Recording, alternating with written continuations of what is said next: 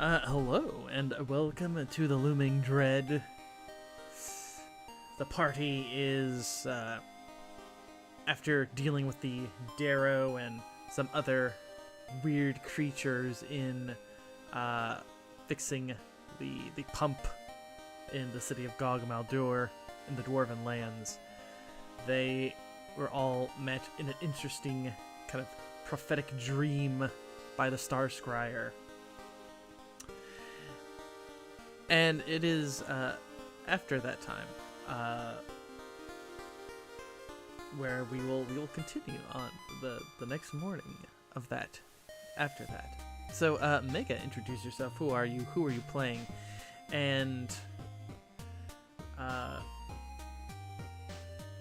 what constellation was your character born under?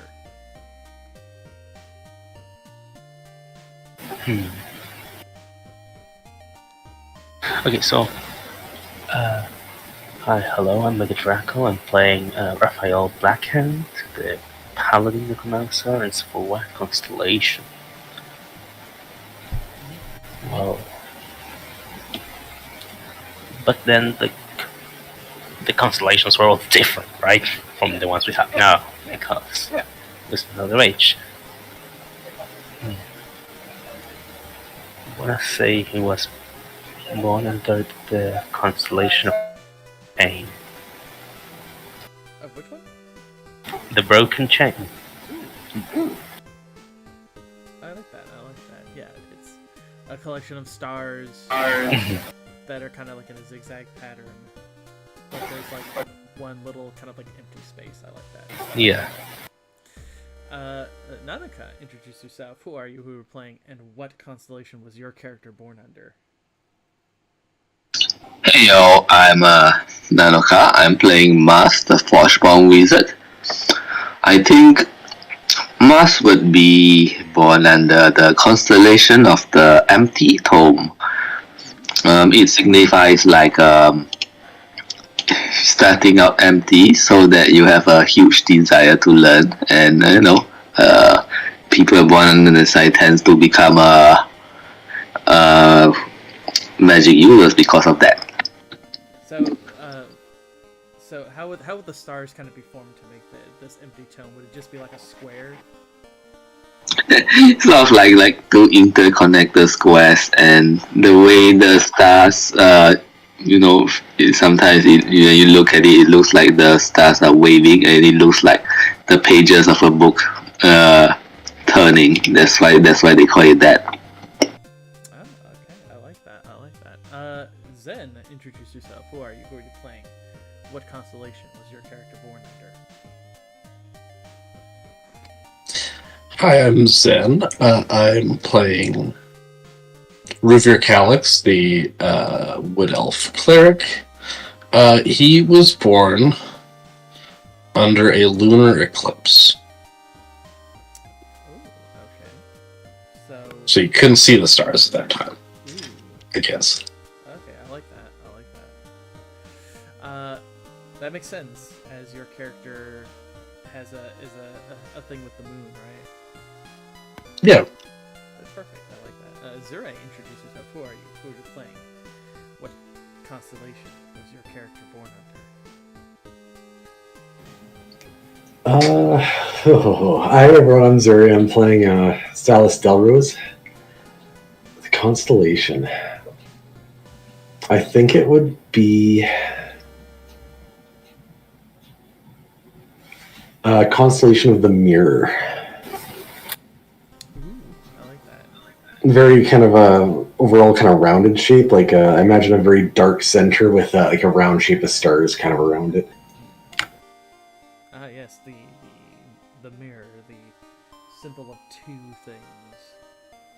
Reflections. I like that. Yeah. I like that a lot. With that, as we head to the obviously dark. There we go. Sometimes it. Nope.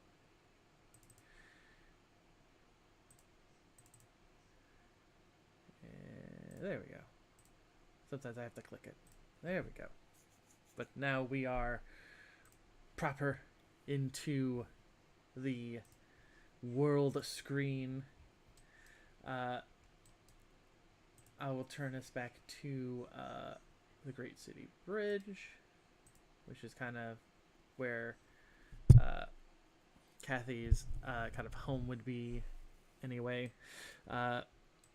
Woken up, I want to say very early in the morning. I would say around 6-ish, 5-ish in the morning.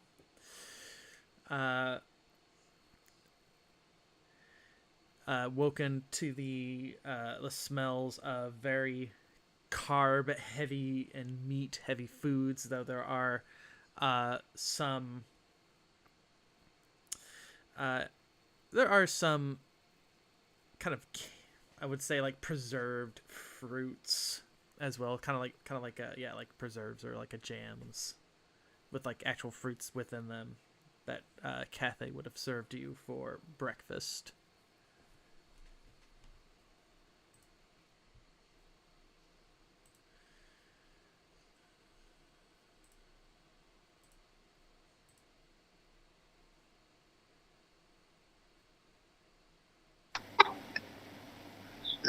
Lovely. And I assume we get more fresh water. Oh yes, indeed, very fresh water.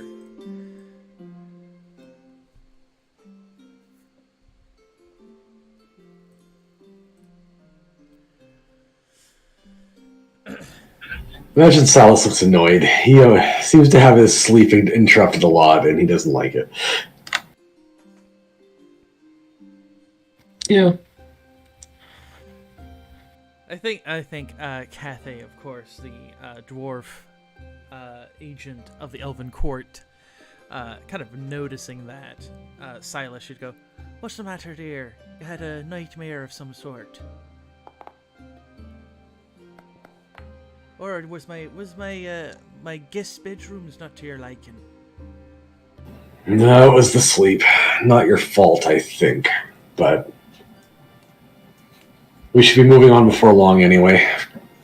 She nods at that. Oh, yes, I agree with that very much. It's gonna take us about a few days or so to get through the under road. But it'll be better than the couple of weeks it would be over the mountains. I'll tell you that. And so after, I would say, how long do you think your characters would take to eat? Would they do it kind of like quickly, like, or would it be more like they're savoring it so that way they'll be full and won't have to stop again to eat later? No, definitely quickly back to the wall, kind of keeping an eye out. I think Mars will be eating very efficiently since he's now a forge-born rather than a human. I don't know whether his taste buds are different or if he has taste buds. I just see it as I just see it as Mash just like politely just puts the food to his mouth and just pretends like he's eating it. And then he'll kind of like slip it in a bag that he can give to like wandering animals as like food.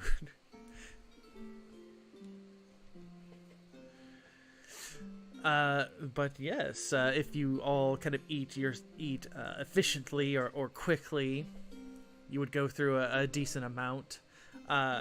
She packed already with rations and everything else that you guys would need. She probably did it.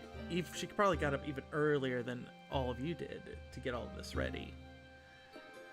And she'll kind of heft the backpack onto her body, and she'll simply go, "All right then, let's get a move on then. We need to make haste, as they say, you know."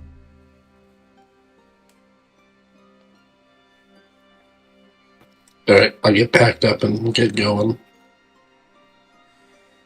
Okay. With that, you pass through, of course. I'll pause the game for now. But you pass through onto, of course, the city bridge, and you see that there's been a slow process of the rebuilding of the shops and such that have been destroyed. But you do see that there are ever so slightly groups of dwarves. Some of them kind of little tablets that they've kind of like marked on about the treatment of political prisoners under the Stone Tsar, of that the pump being sabotaged was a conspiracy theory to grab more power and control. That type of things are kind of written on these kind of stone tablets. So tabloids. Yes, exactly. Haha. But Sorry, my computer got black from the router. oh dear. It's fine now. It's a bit of a faulty connection. Something happens. Okay. With that though, you kind of head through Gog Maldur, and you head into you kind of take like a left, and you head down this long... I can't go in because it texts me as still being in the session. Okay. I will kick you, and then you can see about coming right back. See if that'll work. But yeah, you take a left down this kind of long tunneled way with the sounds of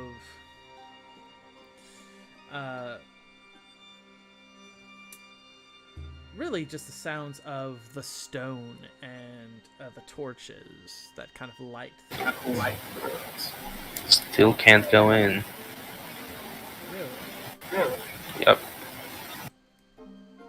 Oh, that is nice. Close the tab will open maybe? Yeah, that might do it. I'll move this over, so that way you'll be okay. Nope. Still grayed out. Huh. Just for reference, I can see. I can see. I can't. That is I can't. that's very strange. It might be a connection error for you. I can see it as well. No, I can't. I'm joking. I can't because I can't get into the game. Oh. Right. Oh. What? My username's still grayed out in the list. Give it a few minutes. Usually, you might need a refresh. Yeah, you might Yeah. I have.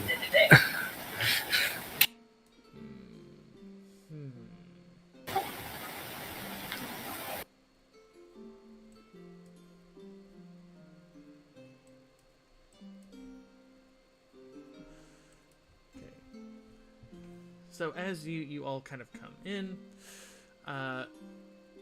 actually there would be some guys on the inside. So I'll, whoops, there we go.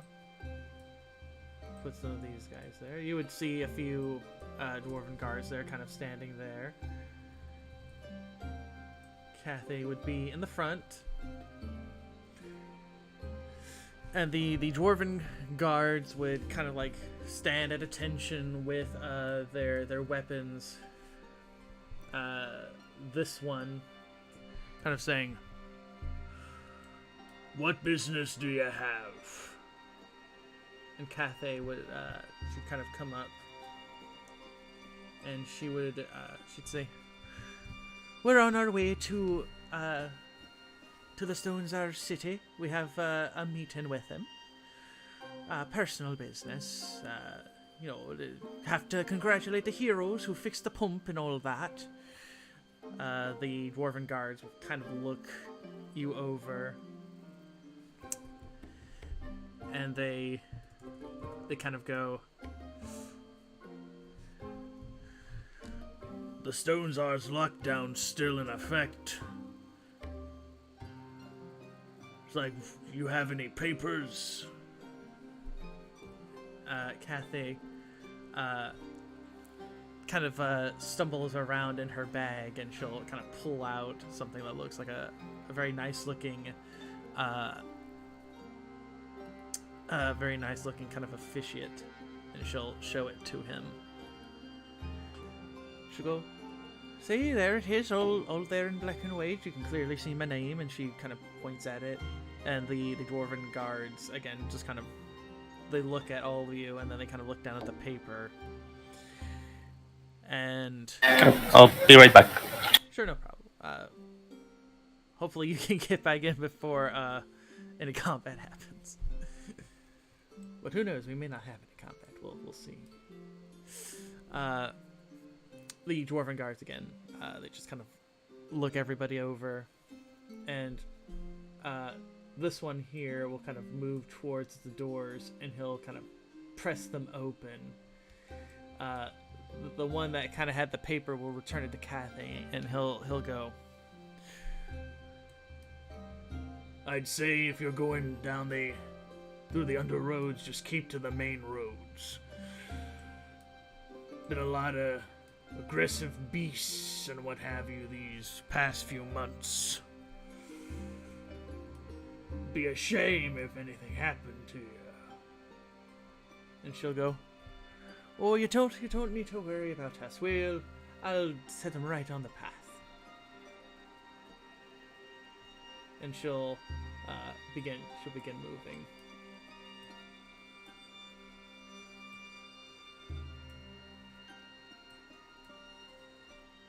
And it's right around there, as you all kind of come out, you see that there are, more dwarven guards, and they're kind of manning these very large, like, ballistas.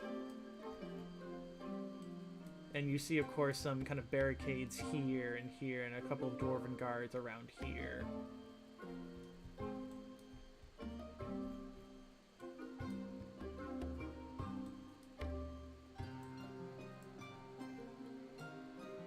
This is underground, or just to confirm?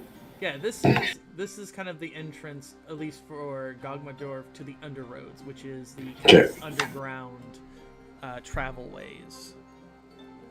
So as we're descending here, Salas would kind of like be scanning the area around them, like kind of warily, but he'd also kind of just pipe up, kind of speaking to Kathy, and say, "He couldn't read, could he?" She kind of winks to you a little bit. She's like, "Oh no, couldn't speak a word of it, I'm sure. The Stone Czar's guards, he doesn't qualify them for their intelligence. He qualifies them for their brute strength and their loyalty." That explains a lot. She goes, "But I will let you know. Don't consider Magmaria. Don't consider her stupid. She will poetically tell you how much of a pathetic loser you are as she knocks your teeth out." She kind of goes under the waters here. It's the waterfall is kind of coming down this way.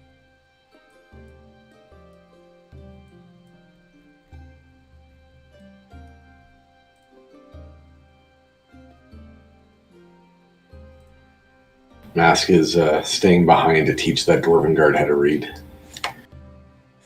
I'm back, but still I need to get in. Did you try refresh after? That's weird. It usually doesn't take this long. Hmm? Did you try like a refresh of like the...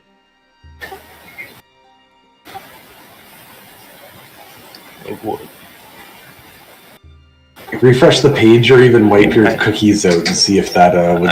I'll try wiping the cookies. It might, yeah, if you're on like Chrome or like Firefox, does that, or like Forge.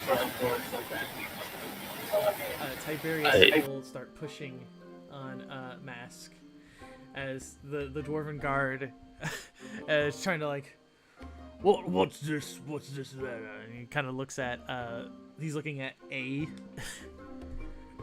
Oh, wait, you didn't tell me. Oh. And this map might be a little too big. Words are stupid anyway. Just so you know, this map might be a bit too big. It's really lagging my foundry, taking forever. It's like I'm scrolling the map at like 5 FPS per second. Oh boy. Yeah, sometimes some of the maps are really nice, but they can be really big sometimes. Then you have ones that are like so small that you're like, how the heck does anything fit in here?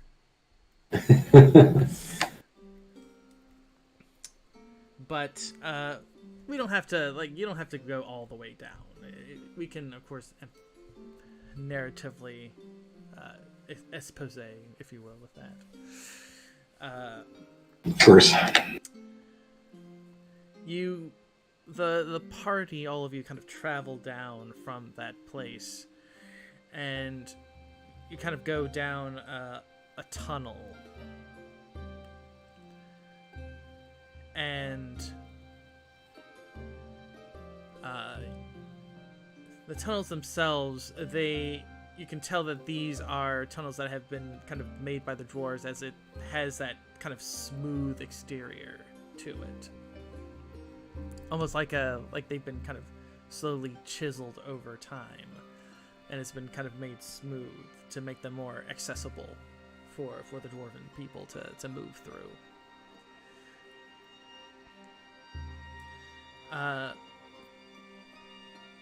Silas, what is a strange or interesting thing that you all encounter as you're kind of going through the Underroad? Oh god, or just sort of we're on our way to the Undertunnels or whatever? Yeah, like you're on the Underroad, which is this massive, sprawling tunnel system.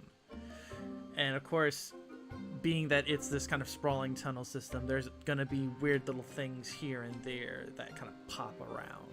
So what's like a weird thing? There is a strange escaped dwarven goat with crystalline horns.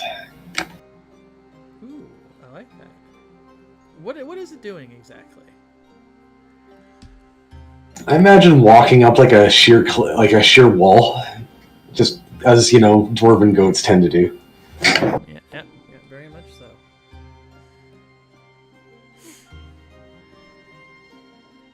Kind of seeing that and seeing this, Cathay will be quite astonished with that. Like she's probably there we go. She's probably seen crystalline goats like maybe once or twice in her lifetime, as they are, because they can climb the mount, like the cliff sides and such, so easily. It makes them quite difficult to hunt. So seeing one like in the flesh is kind of a thing that always kind of drives her wild. Yeah, the dwarves had to occasionally caught them and tried to, breed them and raise them, but they just wouldn't climb out of any enclosure, so it was pretty much impossible. Yeah, they basically, for the dwarves, they just kind of gave it up. Though there are, of course, many dwarven families that claim that they have successfully hunted some of the crystalline bighorns, which are goats that have just massive crystal horns that you would think, being made out of crystal, would just weigh their heads down, but they not only can kind of hold their heads up like as if they weigh nothing, but they also hit like battering rams. So they're very, very potent creatures. But you all kind of continue down as you kind of pass through, seeing this strange inhabitant of the Underroads. You then kind of pass through some places where you can tell that dwarves have kind of built on it, but they aren't tunnels. They're bridges made in that dwarven style. So there's a lot of the stonework is kind of precise and efficient. Maybe in some areas you do see some of the kind of the older art styles, which were more extravagant, but the Stone Czar's whole thing on building is make things efficient. There's no point to beauty if it does not provide something of use. Ruvir, as you all again are kind of traveling through the underroads, and you're getting to I want to say you're about half a day into your travel, and you all kind of perhaps sit to have a rest. What kind of strange thing do you guys see down there? We see a gnomish convoy. And it's just like a bunch of gnomes with wagons and trucker hats. Oh, okay. I like that.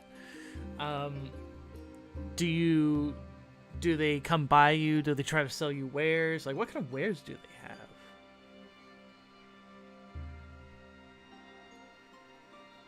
I don't, probably like knockoff of designer brand like Clockworks. Yeah, there's one Ruvir that you look at, and it's this weird little it's a rodent. It's like a humanoid rodent, and it's kind of wearing this kind of weird trucker cap. And when the gnome that is kind of showing it to you, he kind of presses the alarm button, and it whistles.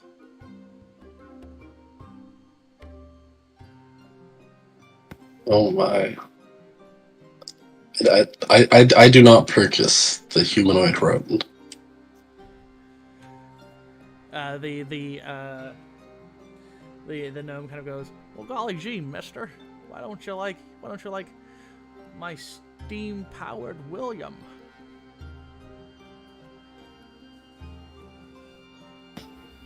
And you'll see like a little bit of steam kind of pop out. I don't know.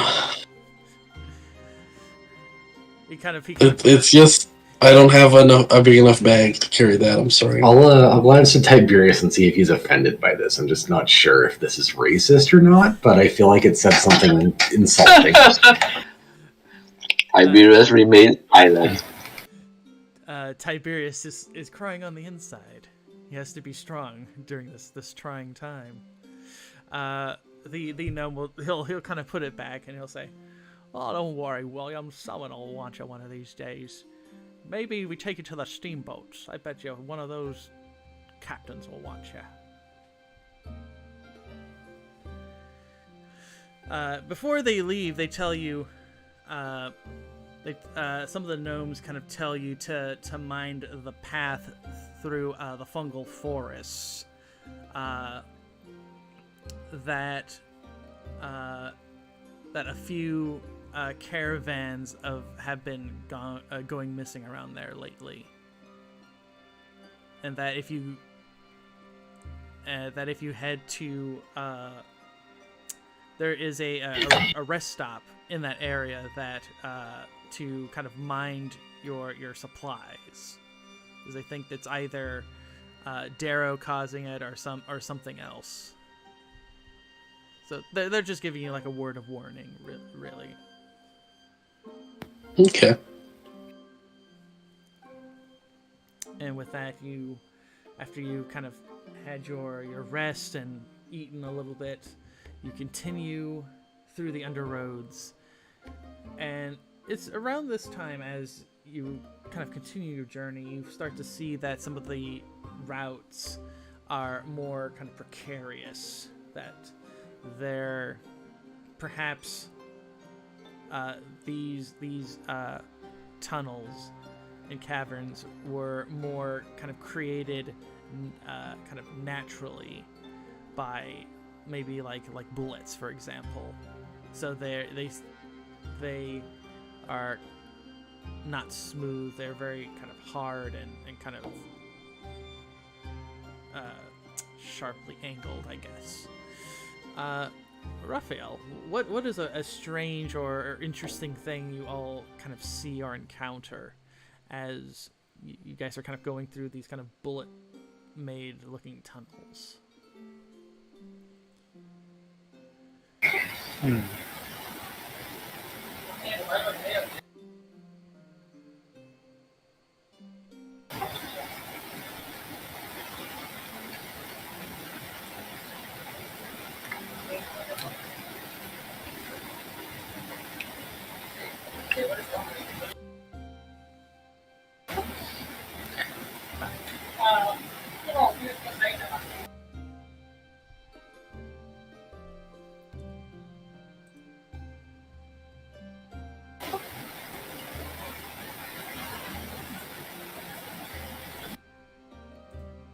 Are you still thinking about it? Yeah. Sorry.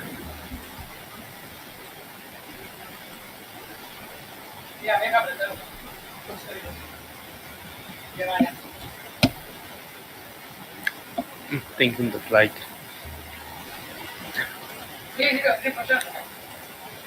in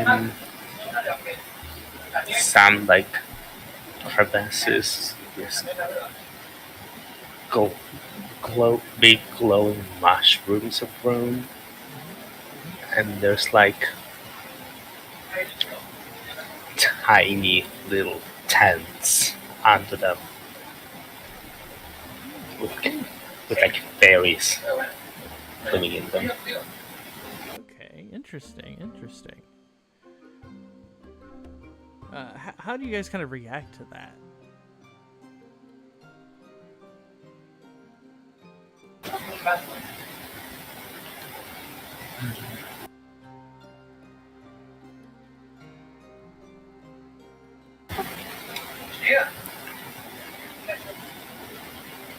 We just like, look at it. So I'll be giving it like a distance and kind of keeping away from it.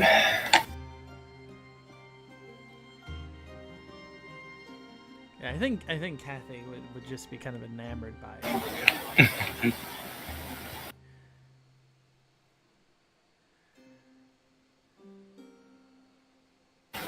And the fact would just be looking at like more with curiosity than anything else.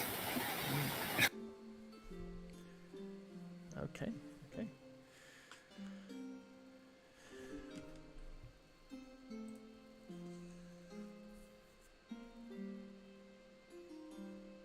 Cathay, as you all are kind of traveling, she just kind of continues with this kind of oohing and ahhing around it, and just goes, "Everything looks so amazing down here. So I've been away from the Dwarven lands for so long, I've forgotten how the Underroad was at times."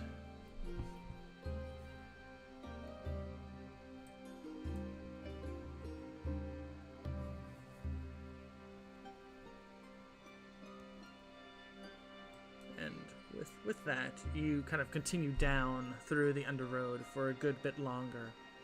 And then you start to hear the sounds of movement, of civilization, as you find yourselves at the rest stop.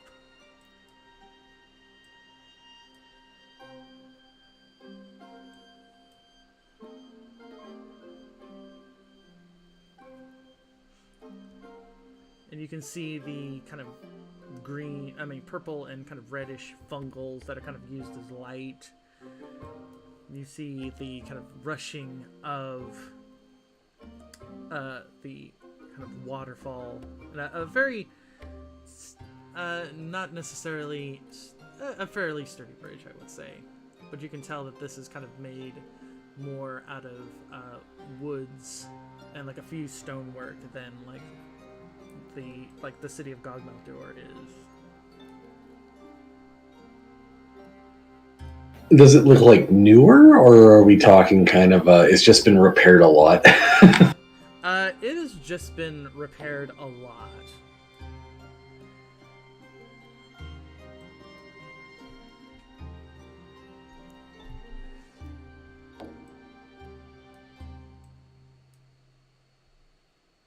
I mean, it's probably fine. I'll follow Kathy's lead in case there's some sort of protocol. I think Kathy, yeah, she'd probably go first, and she'll kind of go to right there, and she'll go, it's like, hail, Kathy Ornar and her escorts heading through to the Shattered Peaks, and the stones are in his glories. And you'll see the gates kind of open a little bit, and you'll see a dwarven kind of guard kind of standing there.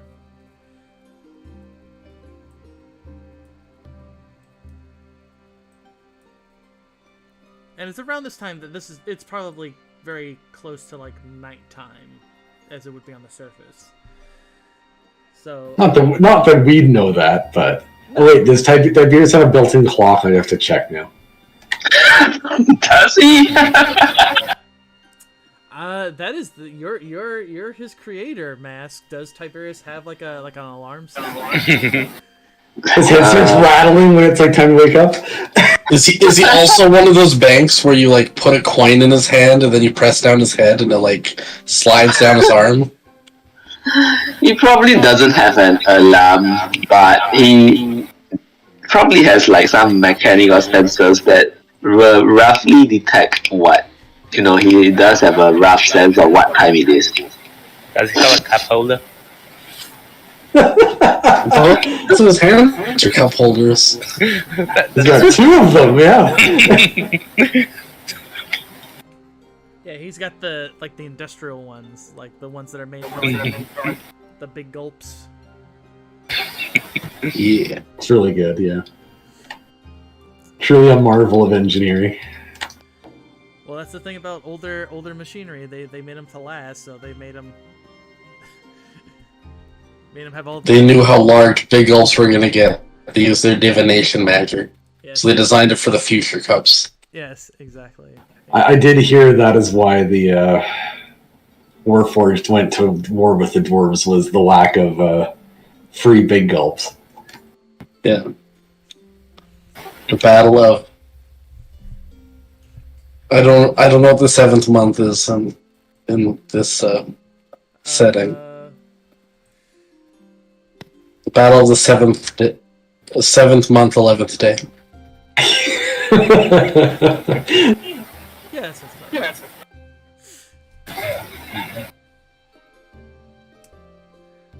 as you all kind of come into the Dwarven rest stop, you see that they're not on the map, obviously, but there are quite a bunch of people selling various kind of wares. There are, of course, food and drink places, a makeshift tavern as well. You see, of course, various crates and barrels full of, you can assume to be waters and alcohols and what have you. Just to check, are we talking like full-on like restaurant, or are we talking like kind of like stalls with like a specialty item or something? Like stalls. I'm gonna browse the stalls. Now I'm curious what dwarves have in their stalls.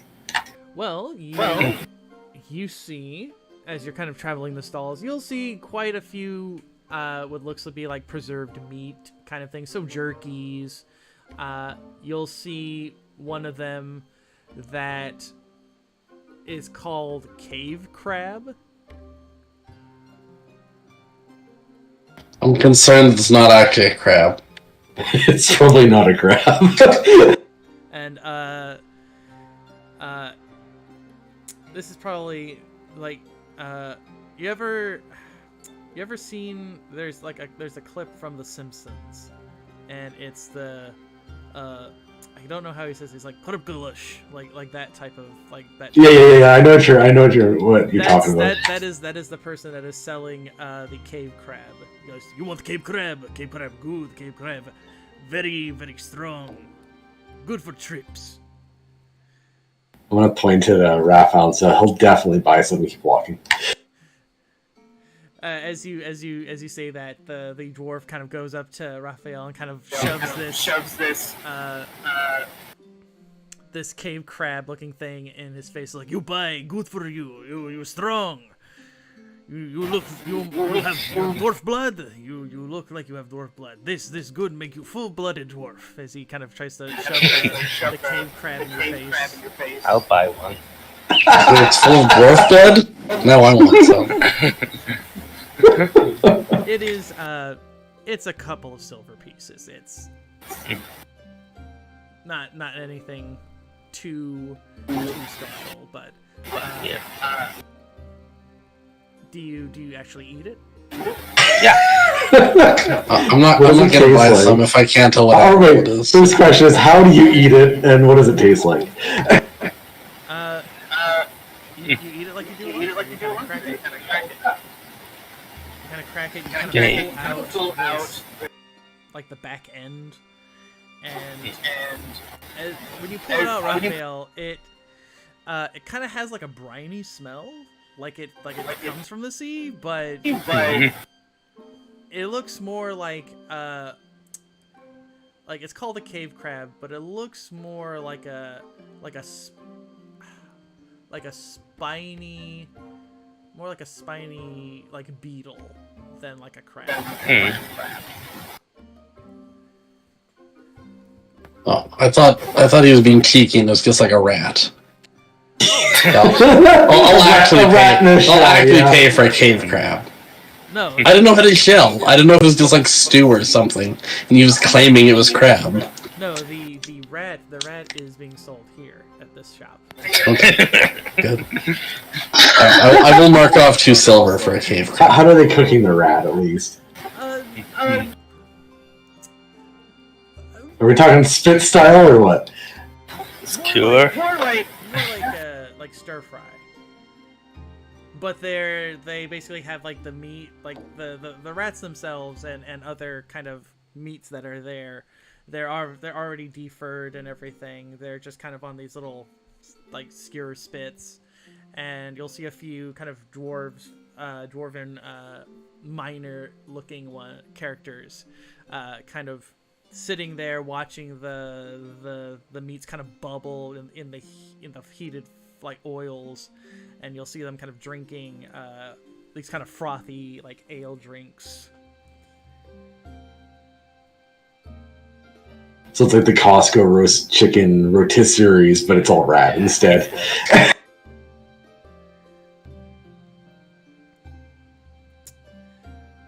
But aside from that, the smell is decent. You can obviously tell that they probably put a lot of spices and a lot of heated like peppers in it to like give it a kick, so it can kind of mask the muskiness.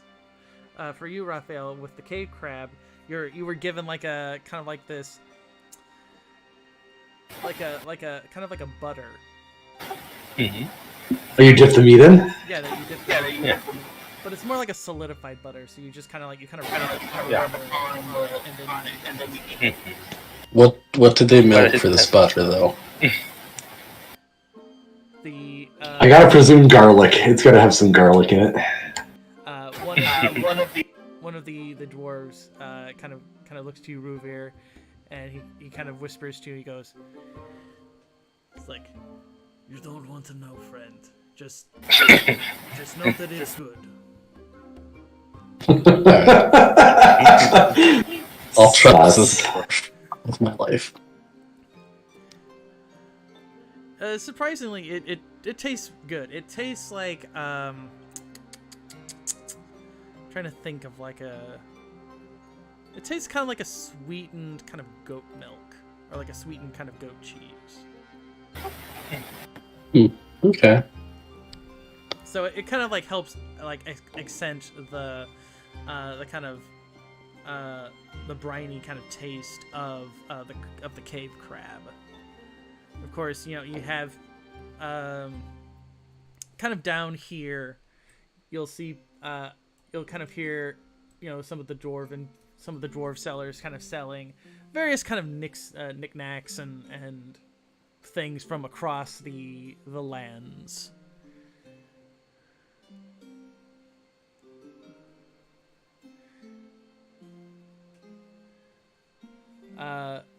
Kathy is kind of speaking. She's kind of over here, kind of speaking with this fellow, and they're kind of just speaking in Dwarven about something. The guy that sold the cave crab, again, he's kind of pushes over to Mask, and he kind of gives you this what looks to be like a water pouch, and he tells you, you friend, drink spider's milk, very good for the bones. Whoa, really? Then I will take. You are wizard, yes. Spider milk good for spell casting. I guess Mars will take a sip from it then. You take a sip of it, Mask, because of your forge-born tongue tasting. You think it tastes good?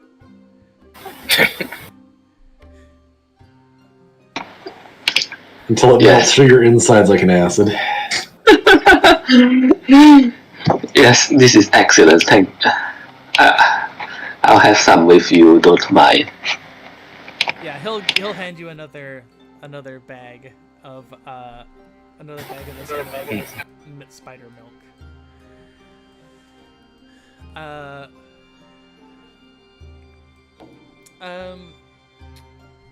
What else are you guys doing as you guys are kind of like sampling the foods? What else are you kind of interested in here at the rest stop? Imagine eventually realizing Kathy went off a different direction, but that's for a later time. So I imagine it takes me a while to eat the crab. So honestly, Silas would be listening into the rumors people are talking about around here to see what we can get about where we're going and just in the general area as well. I'll say, Silas, because you're right where you are. You do hear a good couple of rumors. Particularly, you hear it from the two guys who are here eating the fried rat. One of them, he kind of goes, I heard another caravan got disappeared,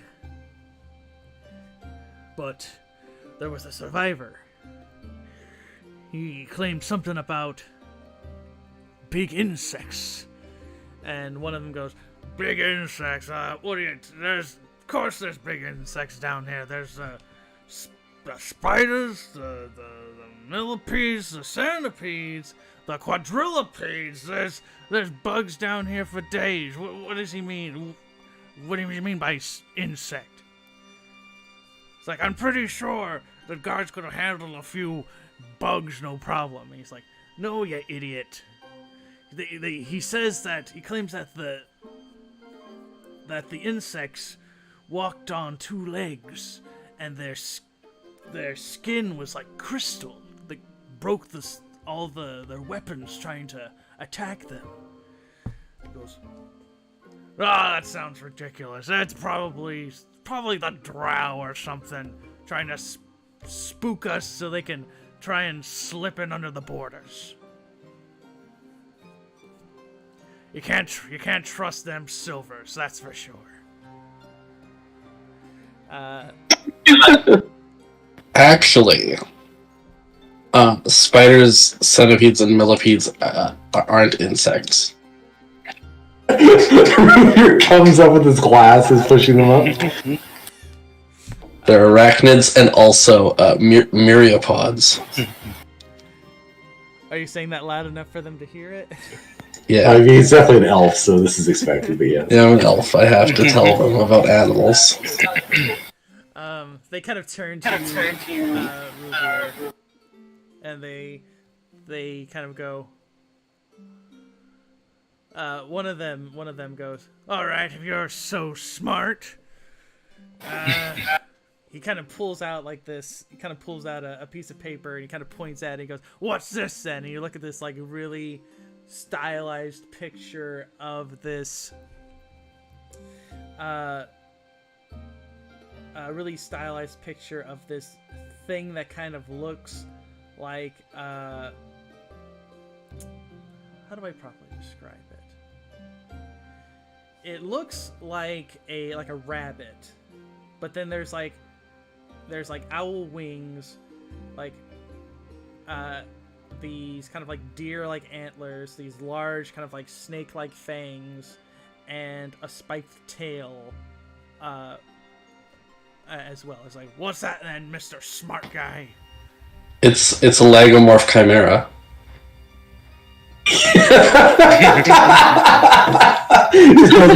doesn't even delay the answer. Doesn't even think about it. He goes, "I thought those were called wool pretenders."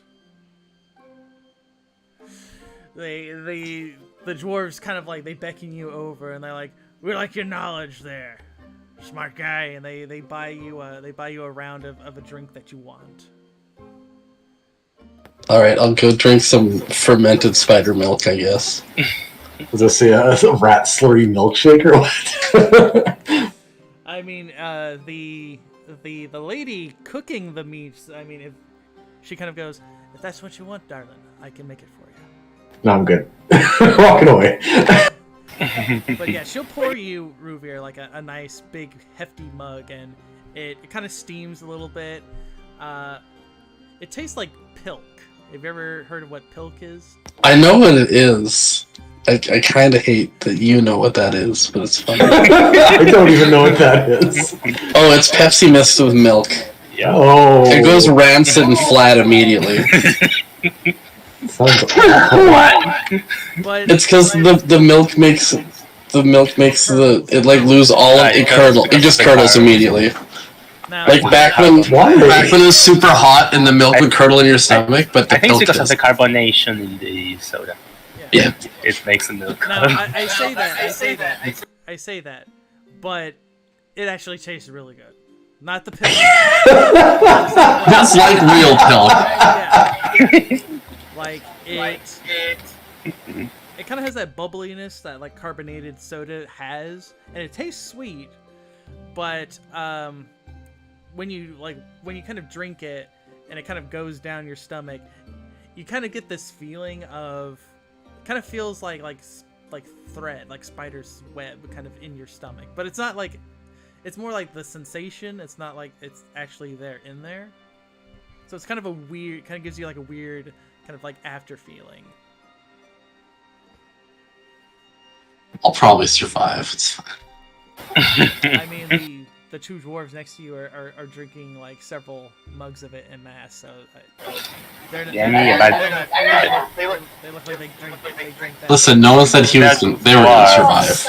I mean, they're dwarves. That's true. I mean, that is true. They are dwarves. Dwarves are made of very stern. Only a dwarf could drink pilk. I'm pretty sure you would. God.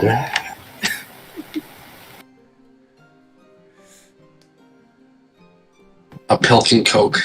Or no, a pilk and, what is it? A rum and pilk, I guess it would be.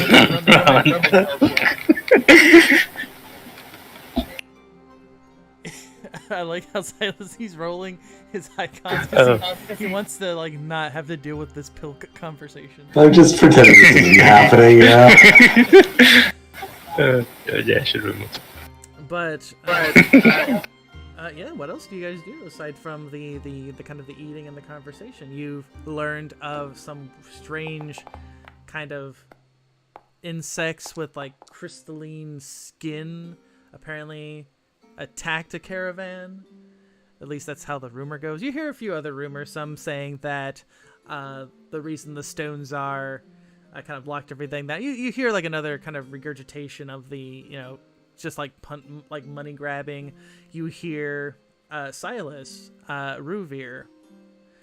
You hear rumors that the Elven Court and the Scaled Legion are that tension is still quite high, and that there are rumors that the Elven Court is planning like a kind of like a party, a festival to kind of ease the tensions between them, so they can like establish proper kind of talks and relations with the lizard people.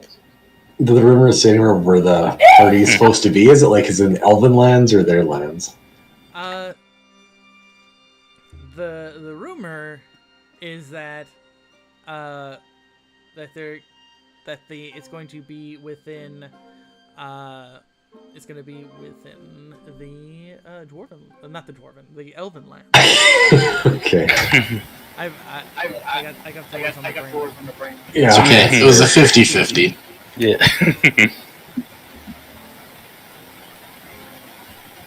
And you hear like some of the rumors talk about the scaled legion, talk about how some of them are like snake people. What else would they be? Well, one of them, a person kind of speaking about it, kind of goes, like, "Oh, they're kobolds in the Scaled Legion." One of them goes, "Now, you idiot. Kobolds are dragons. Why would they be part of the Scaled Legion?" So, I don't know. I mean, they're scaled. The scale. It's like, listen, my friend, listen. Yeah, the kobolds are scaled, but they said that they're descended from dragons. And the last that I heard, the Scaled Legion and dragons don't like each other. Apparently there was some kind of weird power grab or something, and the current leader of the Scaled Legion, the tyrant queen, pretty much kicked out all the dragons and called them a bunch of little eggs or something like that. I don't understand reptile slurs or something. And you hear it go, it's like, oh no, I feel like just saying that kobold to dragons is kind of, I think that's kind of more complex than that or something, maybe. It's like, oh, shut up and eat your rat.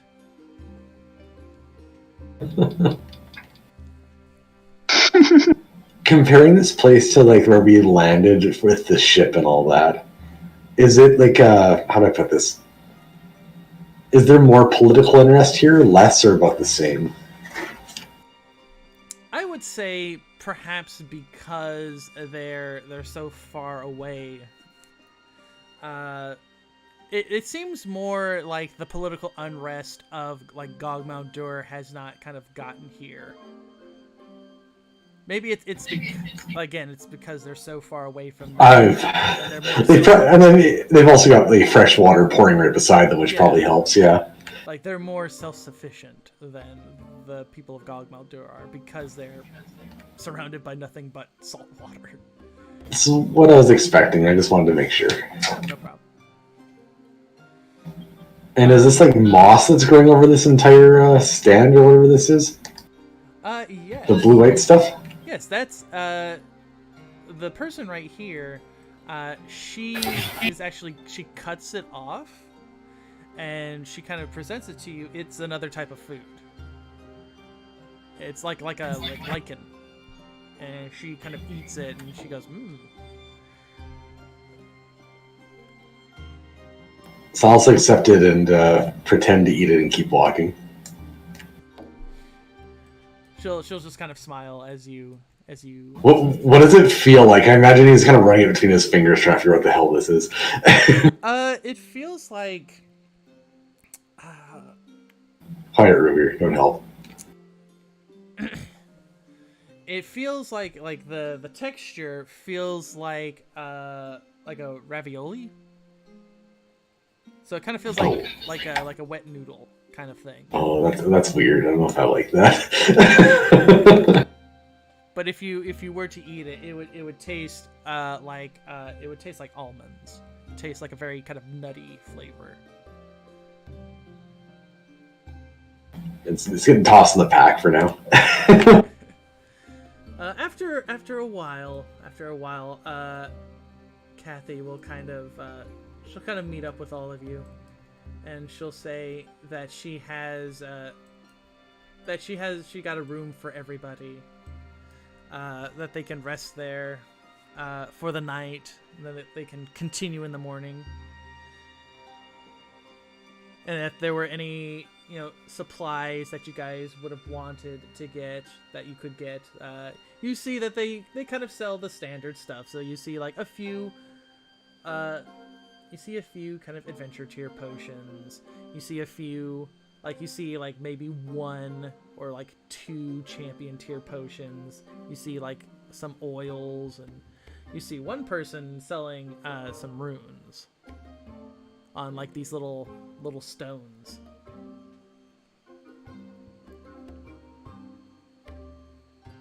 Give me a second. I need to remember how much these potions and stuff cost because it's been too long. Yeah, I don't think I got any gold for a while. I'm not sure if I can afford. The champion tier are 100 GP, so I definitely don't have enough. I do have 100 GP. I have 120. Actually, you guys would have gotten. Roll me. Let's see. You guys are level what? Level 4, right? 4. Oh, we also got 500 gold in a chest that I don't think we split up. Oh, that would have been 125 each then. Okay, so I would like you guys to roll me. 125 times your level. That'll be how much gold you guys have. Okay. So 500. Yeah. I feel like you got 500 gold by now. Is that in addition or instead of Yeah, what we had before? 500 from the pirate chest. Looks like on November 30th. Yeah, he's right. So no, that's in addition. So basically, all the Okay. stuff that you guys would have gotten from, like, when you guys were in Eldolin, and with the pump and things like that, you guys would have gotten like 500 gold in addition. Right, so that'd be basically 250 each if I'm mathing that right then. Yeah, something like that. All right, we take 250 gold and buy something if you want.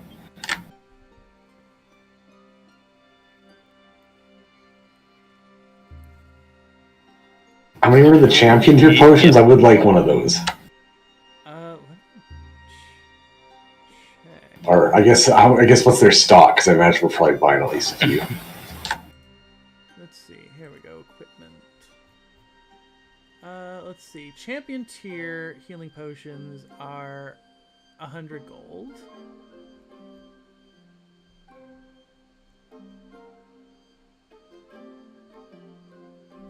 Resistance potions, runes. Yeah, runes are 300 gold. But they do a lot of good stuff, though. Yeah. But if you wanted to, you could haggle with the people selling those things to see if you could get them at like a slight discount. How many do they have? I don't really want a discount. Of what? The champion. Champion tier is specifically the one I'm after, yeah. The champion tier potions or runes? Yeah. Yeah, potion. Healing. There are 2.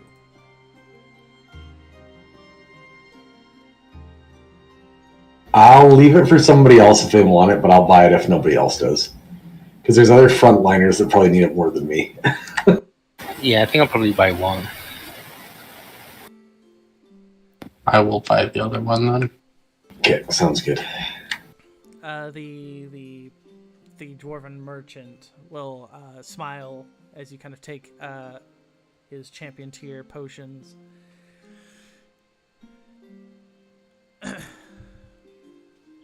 And you'll see him kind of stock up with a few other what looks to be, I wouldn't say like healing potions. They're more like energy drinks sort of things. Okay. Something that the dwarven miners would want to kind of keep themselves going during their long mining processes. If you guys have kind of done with any of your kind of supplies,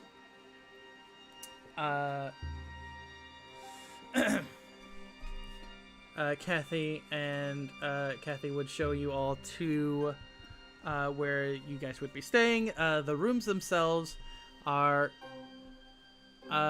small, but there's just enough space for all of you to kind of sleep together in like this large room. And Kathy would be sleeping in there as well, though she would have like a she would probably have like a kind of a privacy curtain sort of thing. Not that she minds you guys seeing, but it's more like, it's more for your sensibilities than for hers.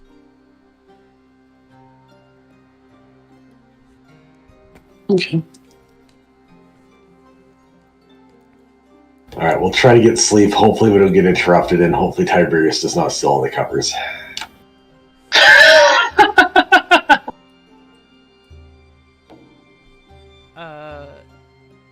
Maybe. Sorry, I missed that. Maybe we'll see.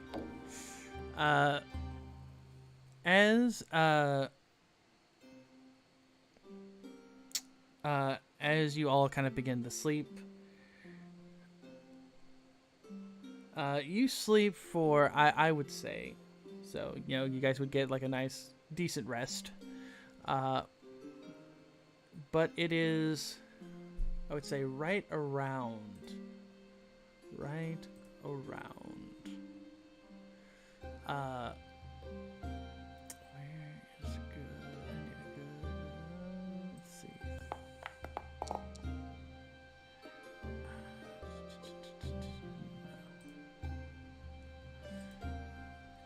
You begin to hear. Let's use that. That sounds good.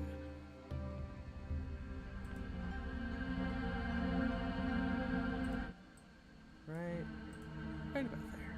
Yeah, like that. It was right about I would say a few hours into your rest that you hear screaming kind of coming from outside.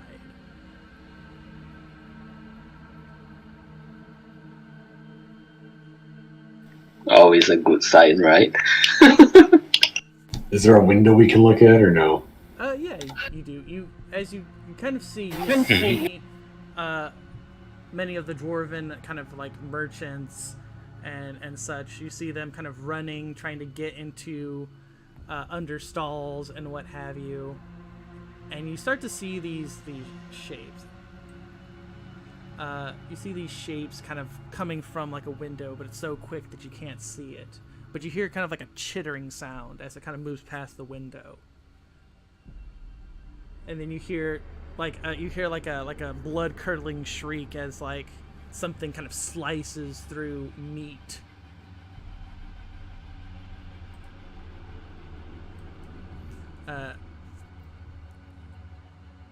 Do you investigate the sounds?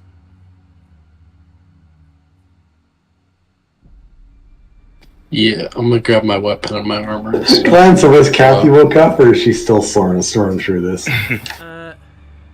Kathy kind of she's kind of awoken, and you'll see her kind of go to her bag, and you'll see her pull out like I would say like a short sword, and she's wearing I would say it kind of looks like a bodice sort of thing, but it's obviously like sleeping wear. And she'll go, what in the abyss was that?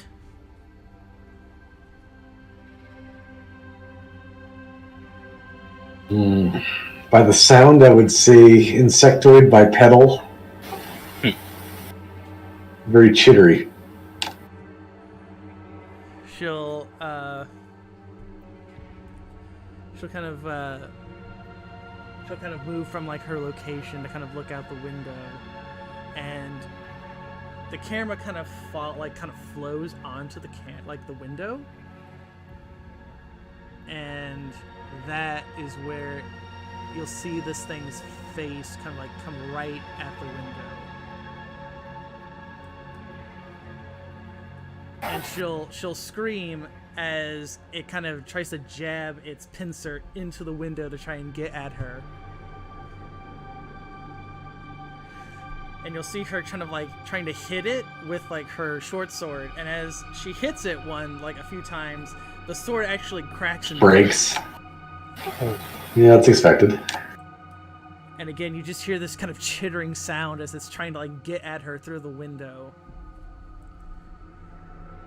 Before it kind of stops, and it kind of like pulls out the pincer, and it kind of listens, and it kind of goes like another way as it hears like more easily to get prey in that direction.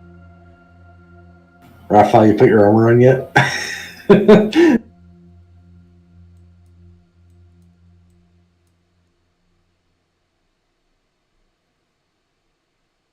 This is a big guy.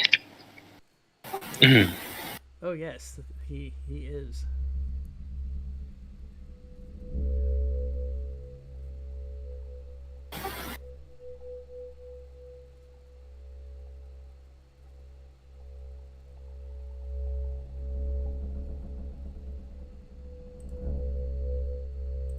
Guessing Megan might not be here for the second, or he can't talk. So, help everybody get ready into their equipment and head out and try and smush some bugs, I guess. Yeah. Okay, as you guys kind of rush out, you see that there are like excuse me. There are like 3 of these big things.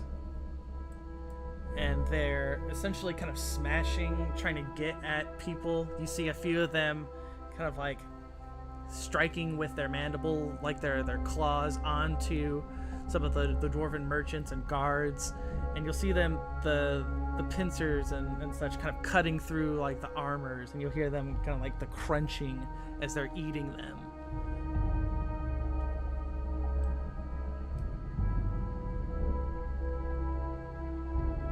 But as you guys kind of like come out into like the trade area, Kathy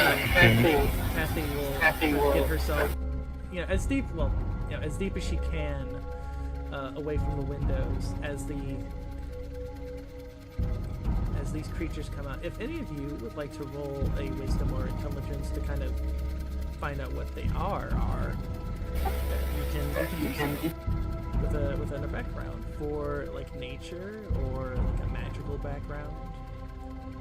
Oh, I have one of those. Alright, as long as I don't roll a natural 2, this should be fine. How about a natural? It wasn't a one, natural though? 2. Oof. Wow, the wizard, who's like Mass is going through his big book of weird bug things, and he's like can't find it. Silas, you're trying to think on what these things could be, but are they some kind of like weird trick or like illusion?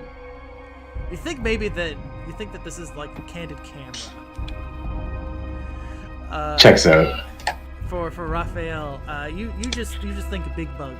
That's just big bug, and you're like, you kind of look and you go, is this a cave crab? Breaks up like a crave crab. You tell us.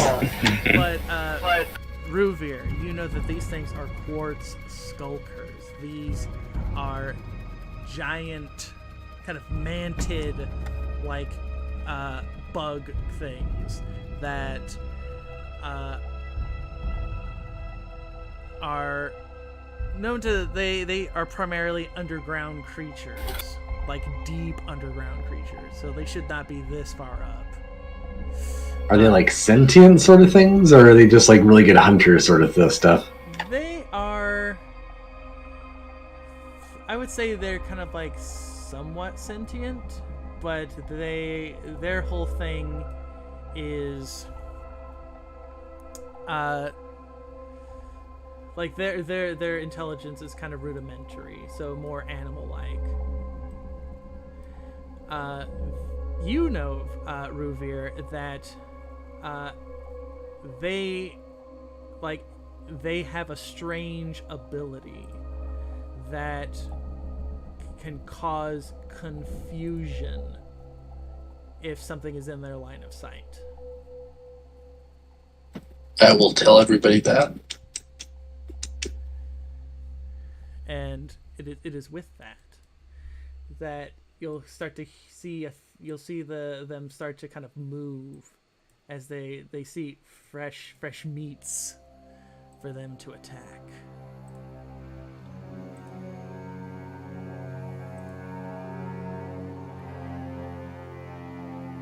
All right, Mask, you handle that one. Well, we got this one. Fair enough. Let's go.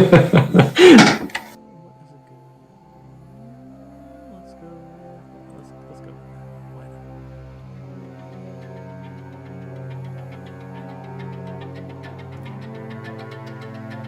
So we're coming up to initiative. Yep. I just need to figure out where.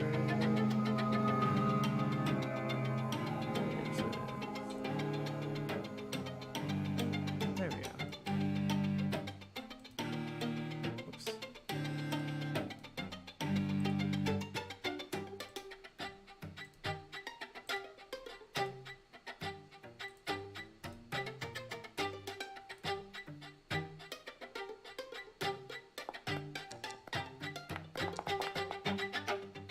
My dice are only falling one of two ways right now. Alright,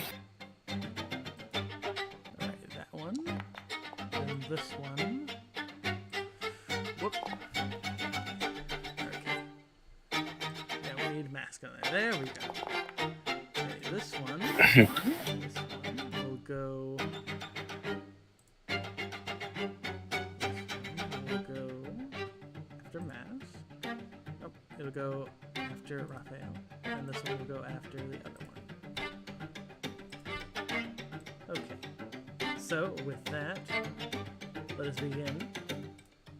And it starts with Silas Delrose. Celeste does a peace sign and decides to walk into the shadows. See you guys next turn.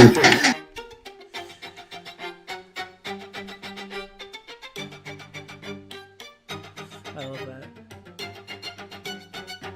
He just does the meme of like the guy doing the peace sign. Yeah. That's exactly what I was thinking of, yeah. Okay, with that, I believe it turns then to Ruvir.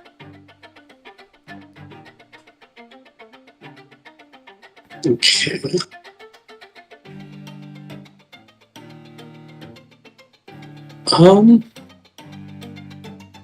With my knowledge check, do I know what would be their lowest defense? You would know that it is their mental defense, which is their lowest. And presumably their AC is going to be by far their highest with their really hard carapace. Yes, indeed.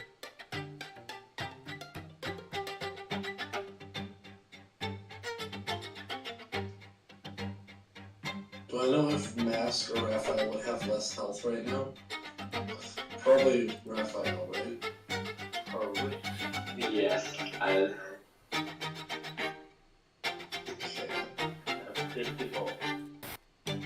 I will do... Yeah, I'm gonna actually start with Light of the Maledictine Wound for now. Okay. On Winsome. Okay. They wins them quartz. Okay. Mm, mm.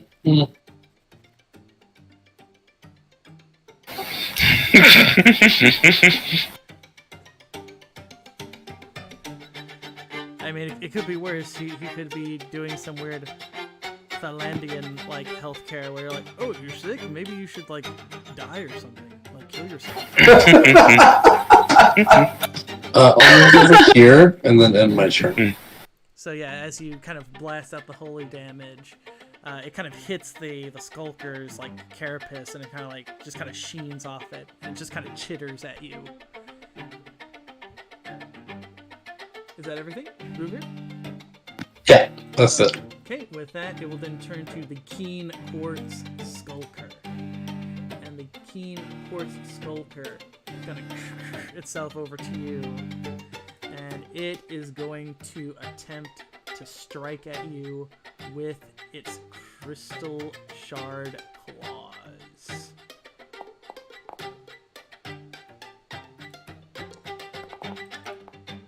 Oh. Oh no.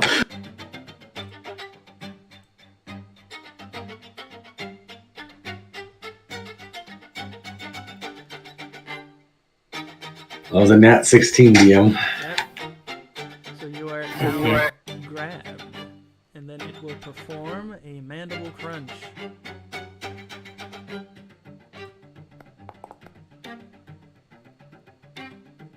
Oof. Ouch. Oh yeah, I was gonna say that one hurts. The land crabs are even the people. Cave crab. Cave crab. That is Mask, it is your turn. Alright, I'm gonna use this hideous laughter on, that guy. Okay. That's early crunching our...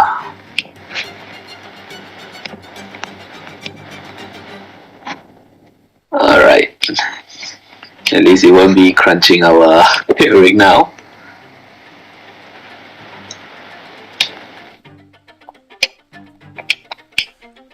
Okay, starts laughing and is unable to make attacks, but it can't.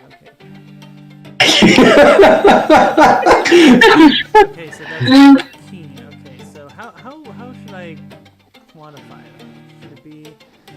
Well, we did ask if it was sentient, and you said it wasn't mindless. So. No. I'm not saying that. I just mean more like Well, what's the joke he tells it? Yeah, let's go with that. Oh my god, what? You gotta go through the big books of insects jokes.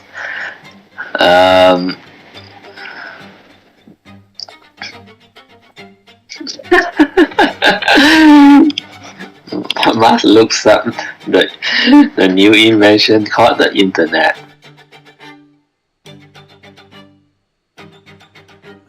Let's see. Where do bugs get off the train? At the infestation. Oh.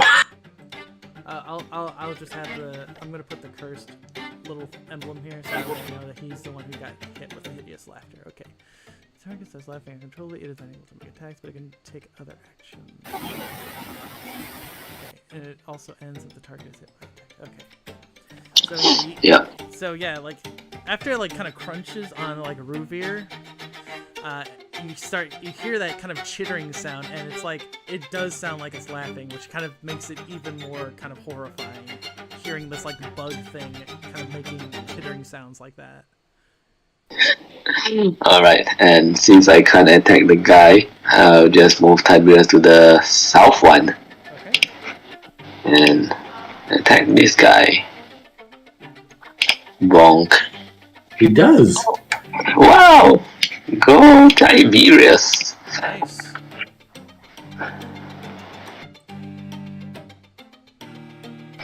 Alright, that's my turn.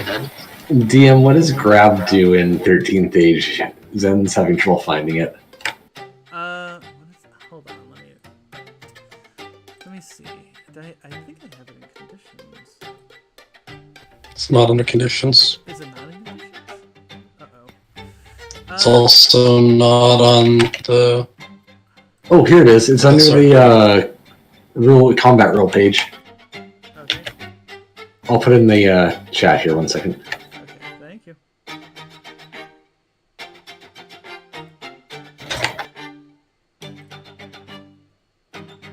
It's about 3/4 down the page, but if you control F, it'll find it. -5 to disengage. If you're smaller than it, can move and carry you along.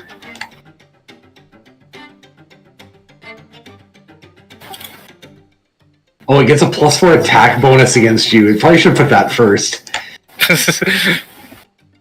Right? Yep. Creature can let go if it feels grabbing as a free action. Grab or engage with creature grabbing is away. It's fine, you're smaller.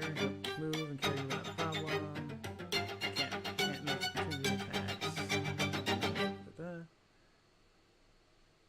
use range. Okay.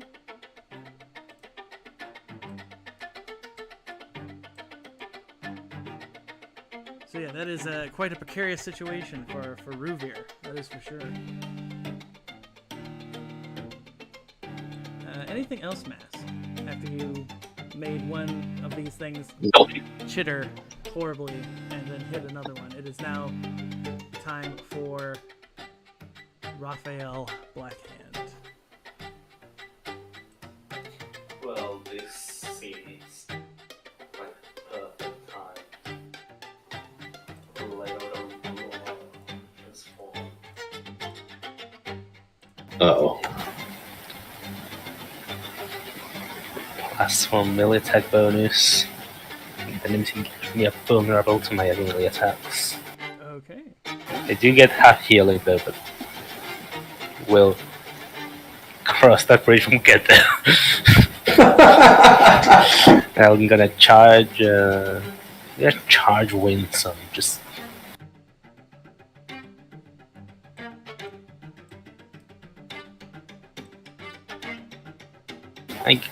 Again.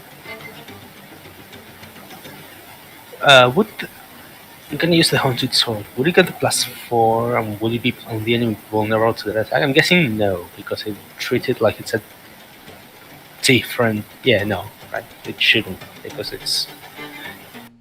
Yeah, we treat it as if an ally was attacking the enemy. So yeah, I'm just. A charge, and meanwhile the ghost in my sword lashes out. Okay.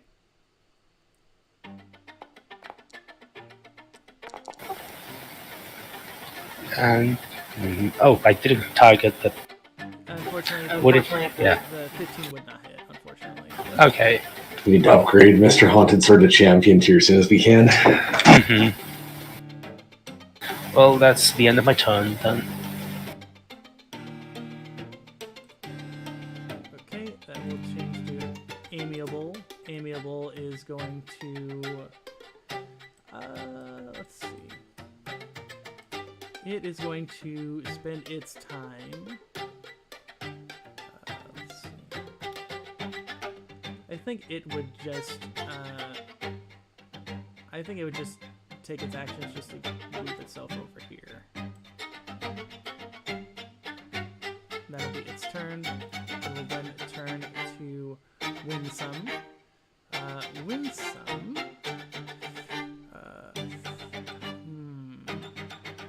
Let's see.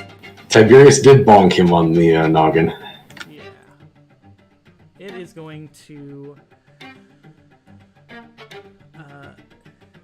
It is going to release something from its forehead.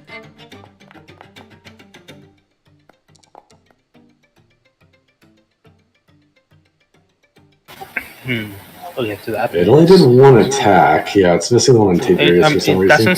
It doesn't say which defense it goes for. It doesn't matter. It misses all three, but it doesn't say. I see why it didn't put the. It would be versus BD. But I'm pretty sure. Okay. Yeah, 12 doesn't it? Where did it do it? Okay, hold on. See if that one does it.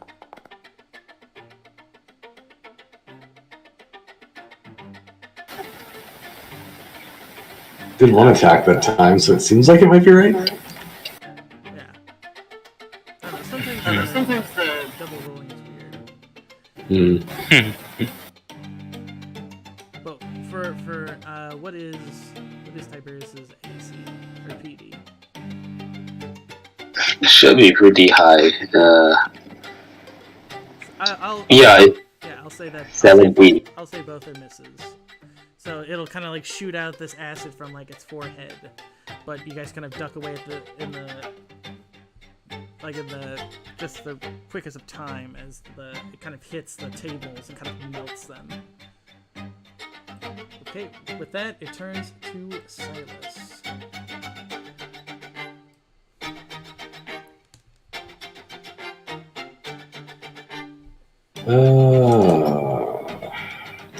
Decisions.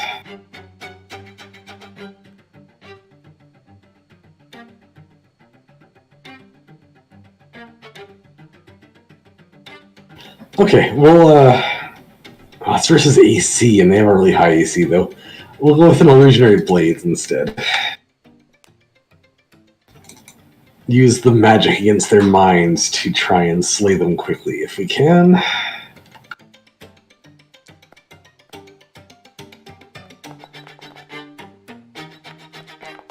Ew, it's a really bad roll, though. That's still a hit.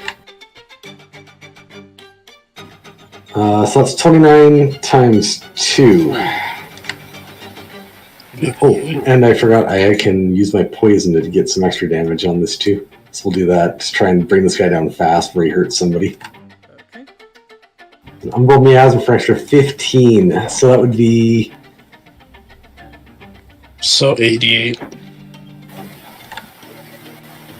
Wow, seriously? Nice. Mm-hmm. Yep, very nice. Wow, he's still up. But he's badly injured, so I'm going to count that as a win. I'm going to use a quick action to start. Let me just take a quick look here quickly. I'll use the Faceless Fandago as I begin to Shadow Dance to assist Ruvir, giving him 13 temporary hit points.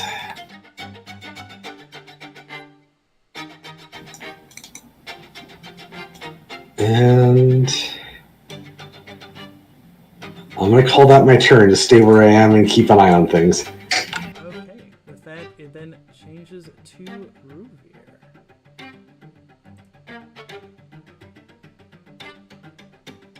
I'm gonna roll a d6 for Elven Grace. Okay. You're a wood elf.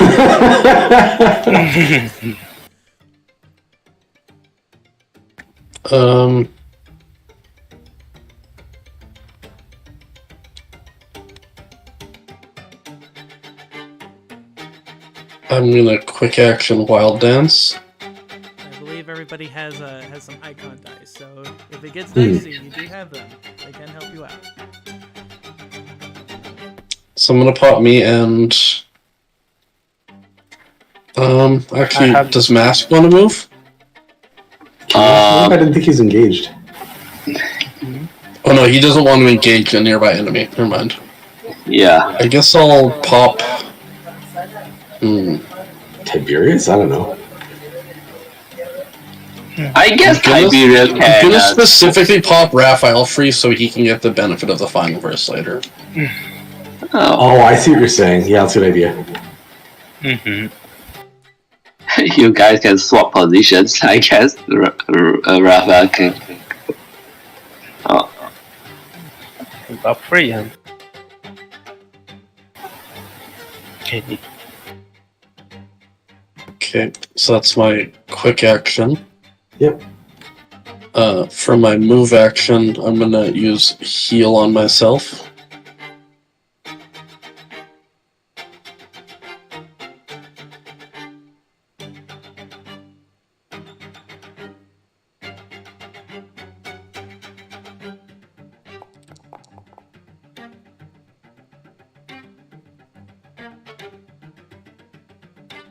First standard, I'm gonna do Spirits of the Righteous on once. Yeah, I'll do Spirits of the Righteous on Winsome.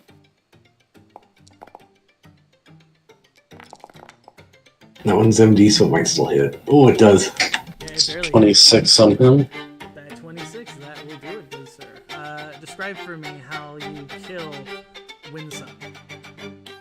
a bunch of ghosts fly out of my holy symbol and just pull its arms and legs off. Like a crap. Yeah. Yeah, it just kind And of then for my chitters as wood elf action, kind of chitters as it kind of falls to the ground. I think Raphael gets the AC. And then for my last action, I don't want to stop him from laughing, so I'm going to do Light of Maledictine Moon on Amiable.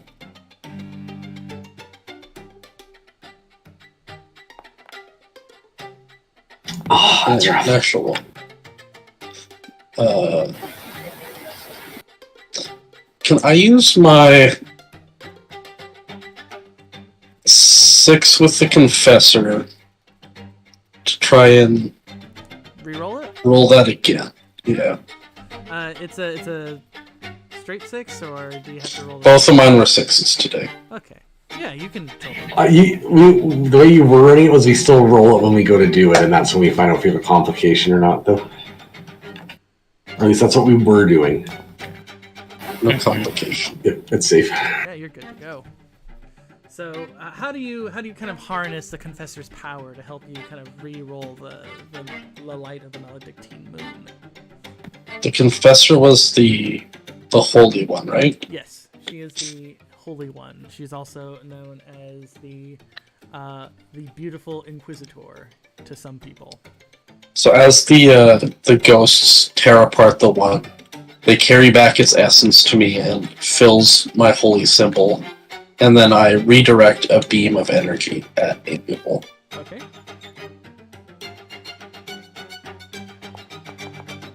It's better than a 1. End of turn. Oh, brutal. Yeah, again, it just kind of hits into the skin or the chitin armor of the skulker. Okay, it is Keen, and Keen is under the uncontrollable laughter, which means it can't attack, but it can move, right? Yep. So Yep. it is going to basically just start stomping itself over.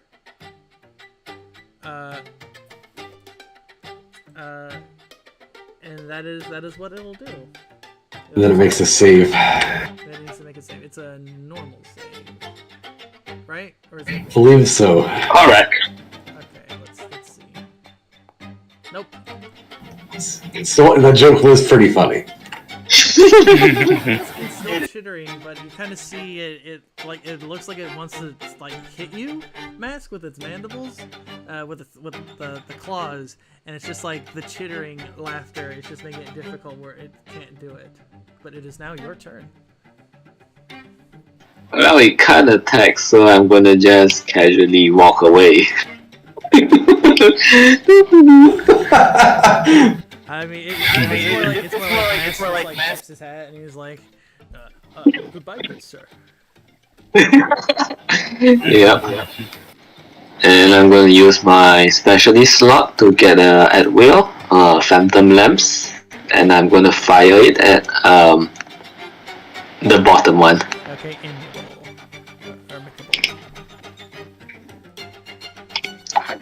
Not bad. Yep, that Phantom Lance does. It pierces right through that kind of quartz-like armor. Yep. So Tiberius is just gonna move here to block his way, but not attack for obvious reasons. Okay. And that will be my turn. Okay, with that, Raphael, it is your turn. Yeah, let's prepare true smite. Okay.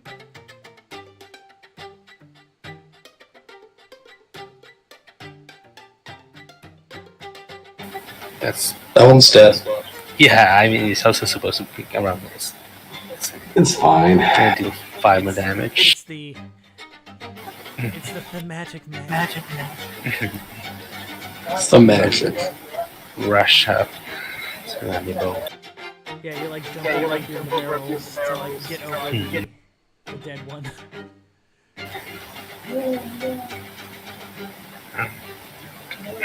Glycerin. Oh, That's a hit. no. That's a definite hit. So that's 37 damage. And I'll just double check with the DM here. We're using the new vulnerable rules, right? Oh, right, yeah, he's vulnerable. Yeah, you've already hit, so it doesn't matter, but... I also have a +4 melee attack bonus. I know, you hit very well. Yes, you did. So yeah, you strike in, and your smite like actually cracks that kind of quartz skin, and it hisses as like this kind of greenish blood pours out. I hiss back at him. Apparently, it is offended to say that because it is now and it is going to, because you're right there, it's gonna try to strike you with the claws. Nope. Oh, close. It just kind of screeches at you in vain. Silas, it is your turn. I will use a quick action to attempt to sustain the dance. I need to roll the dice first. So it needs to be an 11 or higher. Nope. Alright, Oh boy. that means I get the final bow on it, which is one of the people I gave the temporary hit points to can heal using a recovery, which is Ruvier. Oh. Alright, so that was a quick. I will move till that guy is nearby so I can whip a dagger at his head. An illusionary dagger, because we've seen the illusions are potentially going to hit.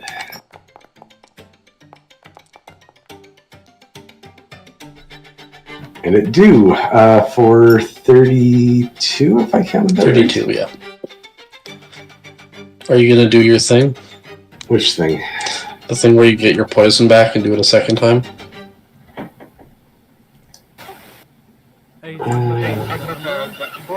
He has a thing where you can do one of his I shadow things definitely multiple can. times.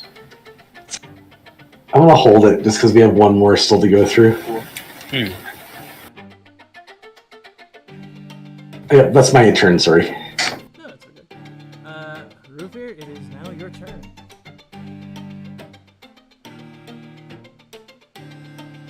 What are we thinking are the odds that Raphael kills it with a free attack? A free attack? I gotta give him a free one from the summon. I give him with a +4 to attack. He's gonna slaughter it. Well, he's not gonna have a +4 on this one. Why wouldn't he? He gets +4 from his You have ghoul a form. +4 to attack, yeah. Oh, from ghoul form. Ghoul form. Yeah, Yeah. give him a free. He'll wipe that one out, I think. Okay. Yeah, it's We are final versing. I just let it end. We each get a melee basic against a nearby enemy. Nice. So I'm gonna sway at Keen. Oh no, he's not gonna find that funny.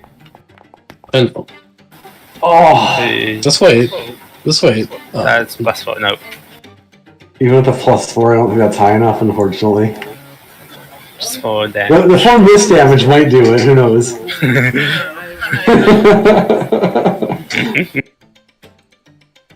Okay. So I make the attack on Keen. That's a better roll. I'm using my domain of strength extra damage. Oh, that's gonna be a big So 43. Nice. very nice. And then I really want to finish off Amiable before it gets a turn. Yeah, that'd be if you can, definitely. So I don't have any other MD attacks. Oh, wait, do I have an MD attack? A spiritual weapon MD? Hold I on. don't remember. I thought it was PD. No, it's versus AC. Oh. Yeah, I'm gonna save that for another fight, I think. Okay. So I'll do Light of Maledictine Moon on Amiable. Oh wait, it's vulnerable to my attacks. Oh yeah, so you get to roll again. You get to roll again, right? Okay, reroll. Good reminder. Surely he'll roll higher than a 4. That's better. There we go. He will roll higher than a 4, and don't call him Shirley. Okay, so so it's 24 more damage. So it's, yeah. That's gonna be close, right? Oh. Oh! Alright, so I'm still gonna Light of the Maledictine Moon D8s him then. These guys are chonky. Yep. Oh, come on! I've rolled so many 4s. Shouldn't you still be on the second hit because you haven't got a second hit yet? It's not based on the number of hits, it's not on the number of times you do it. It says on the second hit. Oh, well then I haven't hit at all with it. Oh. That's not the way that I read cast. it, though. Okay, well, Good try. Hey yo, to be fair, I would like to point out that hitting Hideous Laughter, Broken, unfortunately. I know. it doesn't break immediately actually, it says it gets another save. Oh, so it's not necessarily gone. Okay. Okay. Yep. D20 DM. Okay, let's roll the save.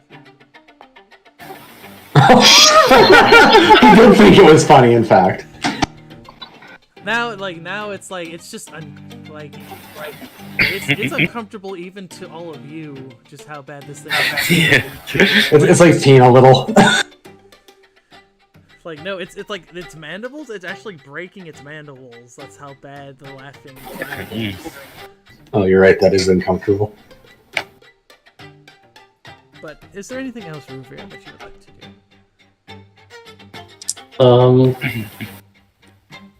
Technically that was only standard. You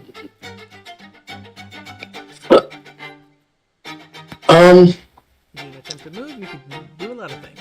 I'll move up to him and then my turn. Okay. Okay, so with... Okay, now that, so would it roll again, or does it immediately break with the hit? We just got to roll again. It just gets to roll again? Let me check. Yeah, like that's what we just did, was it rolled again. Okay. Then, since it failed, it's, again, just like, you see it kind of like stomping, trying to like, it wants to hit you so bad, but it's just the chittering. It's like knocking over, crushing tables, and like this kind of like chittering frustration. I believe that would be all of its turns, because it can't really do anything else. He gets to try to save. It does try to save again.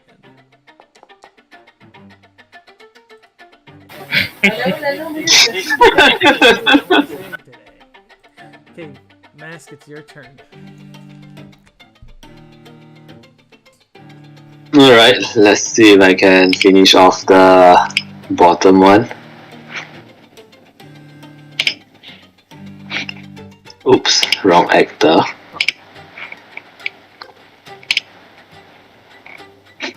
There you go. Alright, 8. It's gotta do it, right? Do I be mean? It still has 0.5 health. And 1 health left. Wow. So yeah, you actually, when you throw the Phantom Lance, it hits it so hard, it actually falls into like this kind of like the expansion. Lovely. Since there's only one guy left, I'm just gonna start attacking with Tiberius, I guess. Bonk, and you can roll a save, maybe that breaks him out. We'll see. The way my dice can be sometimes. I was gonna say the longer you fail this, the funnier it gets for us. Oh, there you go. He got it. Yeah, the streak is broken, and that's my turn. Okay, with that, Raphael, it is your turn. Can I get to it in like one move? I'll say yes. Right. Because you're moving through your allies. There's nothing Yeah. to really block you, I think. I'm gonna run my hand of my blade to hold it with to coat in poison and rush up to it.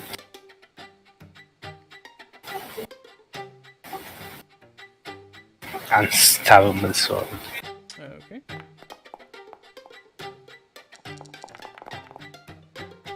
I have a +4 damage to attack, so it's 27 poison damage.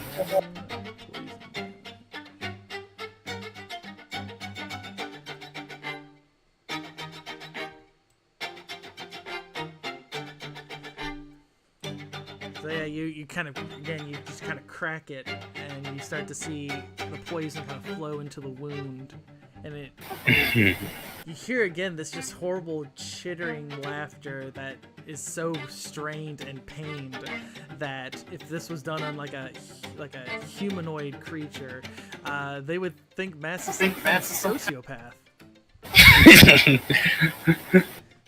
But it's against a giant bug monster, so you know what? That's okay. It's fine. Anything else, good sir?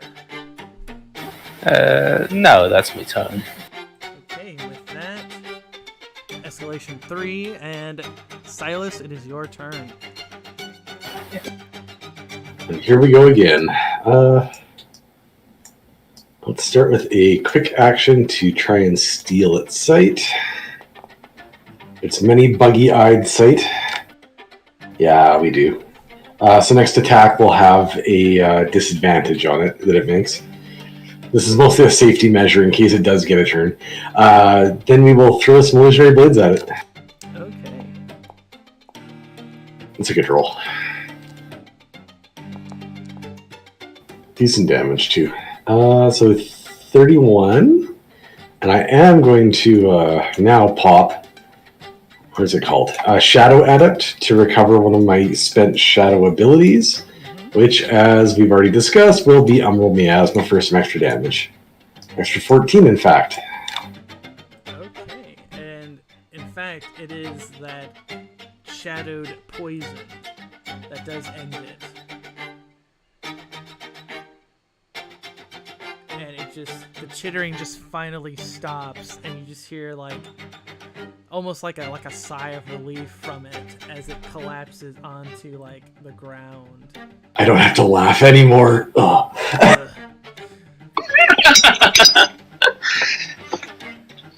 And Saul's going to go quiet and listen to see if you can hear any more of them moving throughout the settlement or whatnot.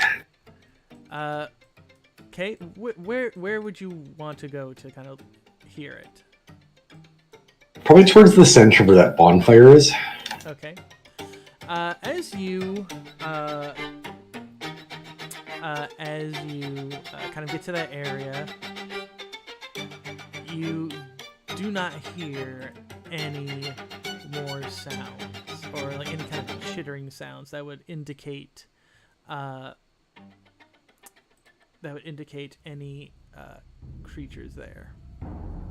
That appears to be the last one. He would tell the others, and loud enough that Kathy can hear if she needs to come out. Yeah, she will kind of crawl out, as will some of the other people, the other dwarves, kind of like hiding here. A few of the guards that are still alive, they excuse me.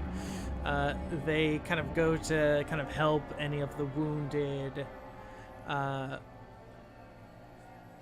You see a few of the merchants and some of the dwarven kind of miners and people who were kind of here. You see them kind of either helping with bringing the wounded, or you'll see them mourning the dead, trying to like trying to, just deal with this situation that has just occurred to them.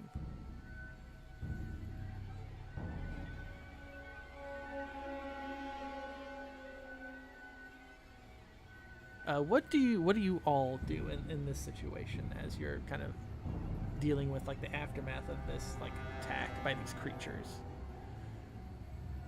I suspect Solace would be kind of examining which direction they came from. Trying to track which way they came into the settlement from. Like, is from deep below up to the settlement? Did they come in through like the bridge area or where? You can roll me a good wisdom plus like an investigation roll. I'll look around for any wounded survivors. The cave crab man was wounded. Is this sorry, just a quick question before I roll this. Is this considered perception based? Because I do have like a. Yes, I would say Okay. it is indeed a perception based style ability. Okay. As you kind of investigate and you kind of look over here at the bridge. It doesn't look like the bridge itself is fairly sturdy, but you're pretty sure all three of them would not have gotten on it. It would probably have broken under their weight. They're very large. So you kind of look and you assume, just from logical deduction, that they literally climbed up here. That's concerning. Okay. Also, with that roll, as you kind of look down, you see something kind of shimmering, like right here on this red fungi. He'll drop the couple feet, I imagine, down to it and take a look. It looks like a dagger.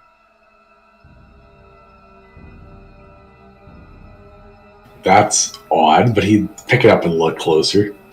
As you kind of investigate the dagger and you kind of look at it, you feel the hilt and such like that. It's made of. It is made out of like a very, very tightened and refined kind of spidered silk.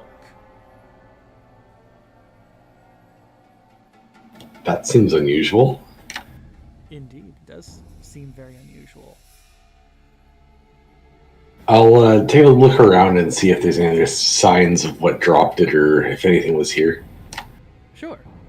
For you, Ruvir, as you're kind of healing the cave crab seller's wounds, he simply says, "Thank you, friend. Thank you, friend." And he hands you a large, like a massive cave crab. He says, "Payment." I will never thank eat this him, again. but I will refuse. I don't want to take away his best part of his wares. I will take a regular sized cave crab though. Seeing that you don't want like the biggest one, he'll actually give you basically something that's kind of like cave crab jerky. It's like those. It's basically like those jerkified spiders in like a bag. Yummy. I'll thank him, and I'll ask if he saw anyone else getting hurt that we can go find. He kind of points around. You see many of the food seller people. A lot of them are, I would say, they got into like their homes in time, but you do see like some of the dwarven guards. A lot of them were just kind of like ripped to shreds. Mask, if you'd like to, what are you doing? Are you investigating the quartz skulkers? Or are you helping people out? What is our favorite Forgeborn up to? I think he would be trying to examine the body of one of the dead creatures. Is there any signs as to why these creatures, which are usually very deep underground, has came here? a wisdom or an intelligence, depending on how you're investigating them. And if you're using like a magical background. Yep. I suppose here like it's like running an X-ray over the body or something. Magic X-ray. You see as you're kind of like you're kind of investigating it. You notice like kind of where the necks would be, like a neck on like like your neck, for example.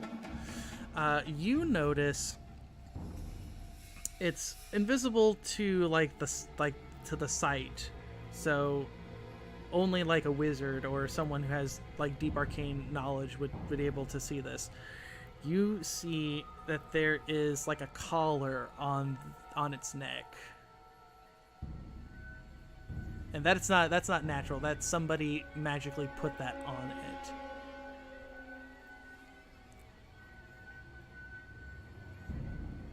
So there's someone behind this attack. It wasn't a natural occurrence at all. No, in fact, Silas, as you're kind of, are you like touching the dagger? Are you like, how are you? Yeah, he had actually picked it up. Okay.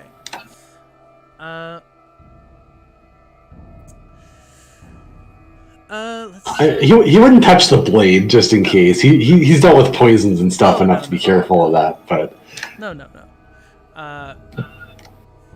It would just be more if you like had it out or anything with you. Do I recognize the craftsmanship on this at all? Is it related to any of the icons I kind of deal with? I just have a feeling, but if not, that's fine. I'll just go ask the others if he doesn't. Not with an icon, at least as far as you know. Okay.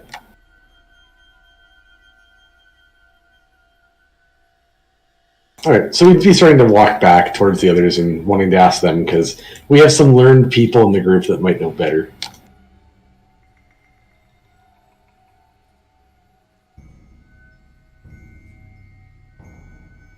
And I imagine when he gets over to them, he'd have the dagger out and kind of show it to them and says, I found this where they seem to have came up from. I'm not sure if it's related to whoever lured them up here or some other thing, but do you recognize it?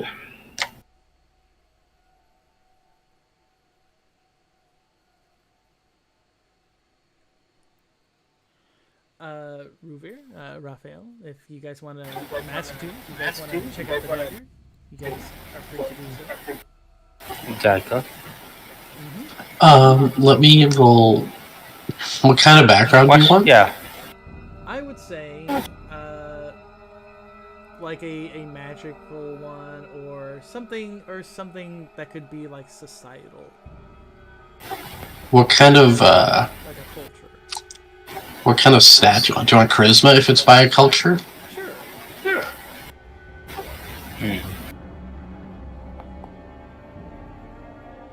Not bad. For Raphael, you kind of think back, like you, of course, being a liberator on the undead, you won't get an impression that this is something that an undead would use. Okay. It seems much more finely crafted than like something that like an undead, unless it's like a higher level. Right. I mean, it could be a necromancer. Could be a necromancer. Yeah. Not. No, that's fine. Like, yeah, you kind of go off on, like, maybe it's a necromancer's dagger or what have you. But, Ruvir, you know that dagger, it is the dagger that belongs to, it is a spider cult. Like a cult that worships spiders, or a cult of spiders? Yes. Good. Okay. You know primarily that this, during your time amongst your people, they would have told you stories of a cult of elves, which used to be the Silver Folk. That they venerated this spider deity, and they committed basically sacrifices and like flesh eating, basically very, very horrible things until they were basically according to your elders that they were put down, but said that some escaped into the dark in the underworld.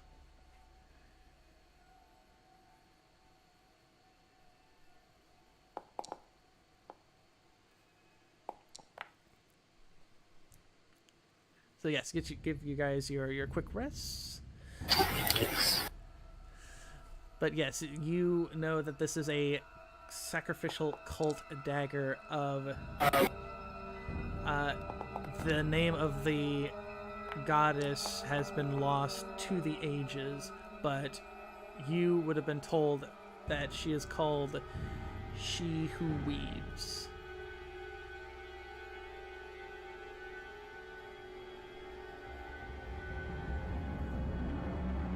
And you would also know that that these things, these quartz skulkers,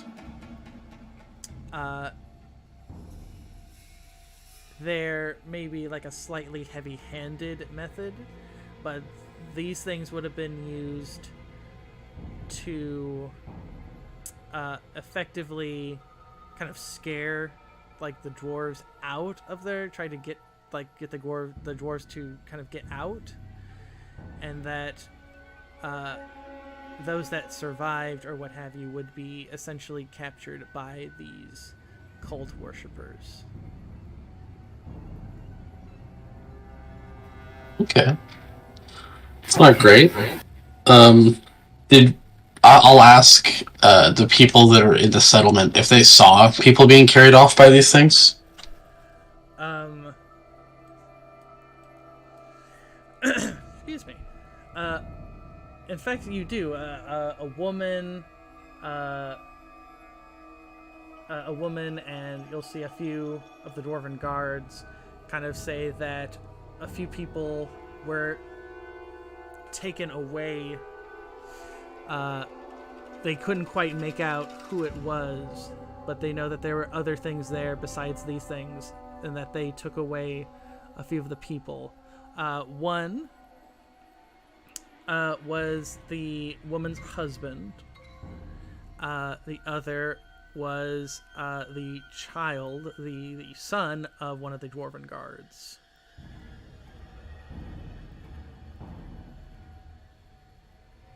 I mean, I would like to go look for them, but I don't know if the others want to.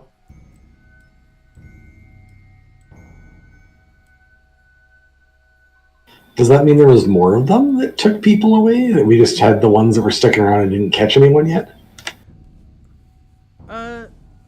Yeah, you could have gotten like an impression of that there were probably, these things were probably either there were more of these things that these things basically just tried to destroy it after they captured people, or there were other things there that did the kidnapping and then let these things run wild.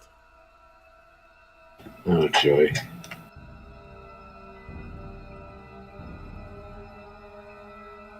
Who can say in the minds of a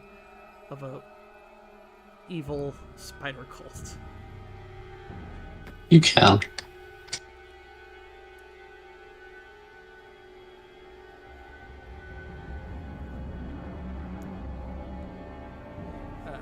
As you guys are kind of thinking and kind of going through all the information that you've gotten, Kathy will kind of look to all of you, and she'll go, "What do you have in mind?" So she kind of, she kind of grimaces at like the sight of these things.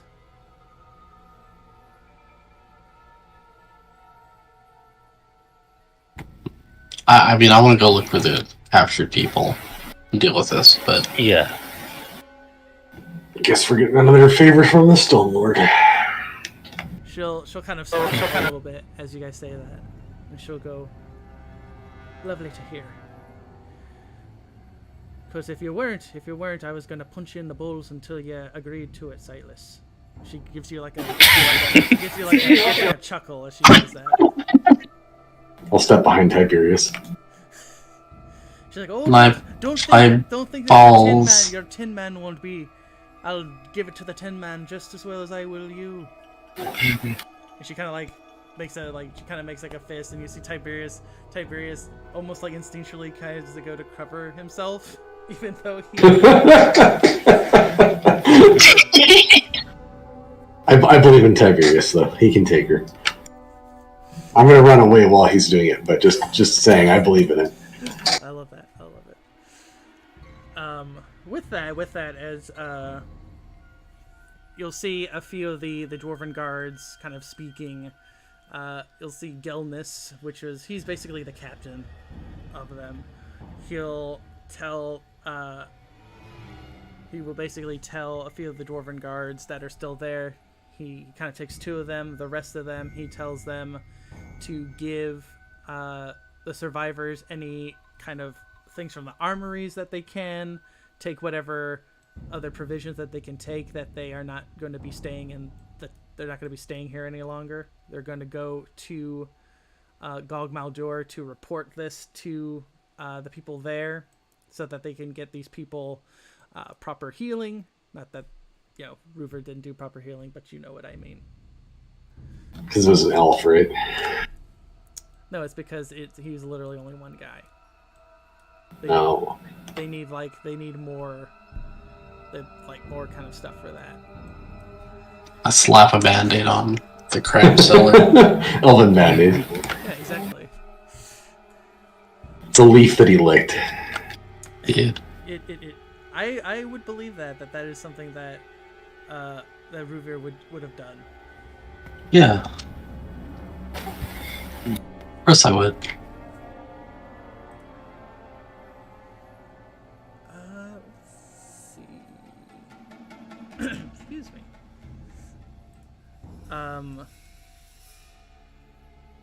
So as this is kind of going on, all the guards get kind of all the survivors together. You see them kind of making these very kind of rudimentary kind of wagons, and you'll see them all start to depart from the town, and that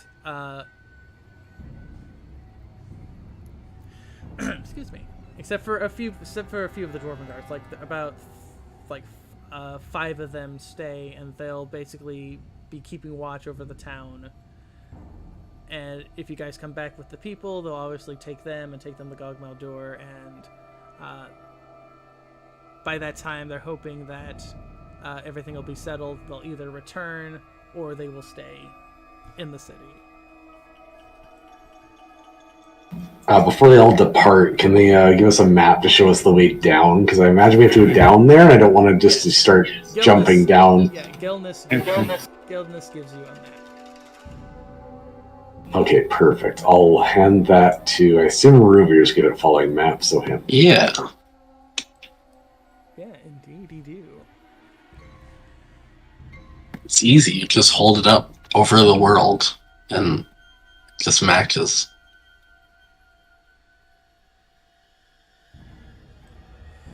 I love that. Okay. With that, you all begin your descent. I would say the descent is kind of like down this way, past the red fungals.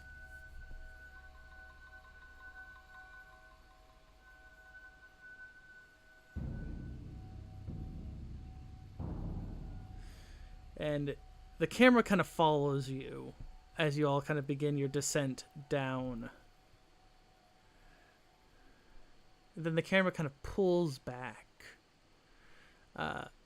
to like a shadowed figure kind of watching. watching as you all kind of descend down. And that is where the session will end. Heading down into the darker parts of the underworld.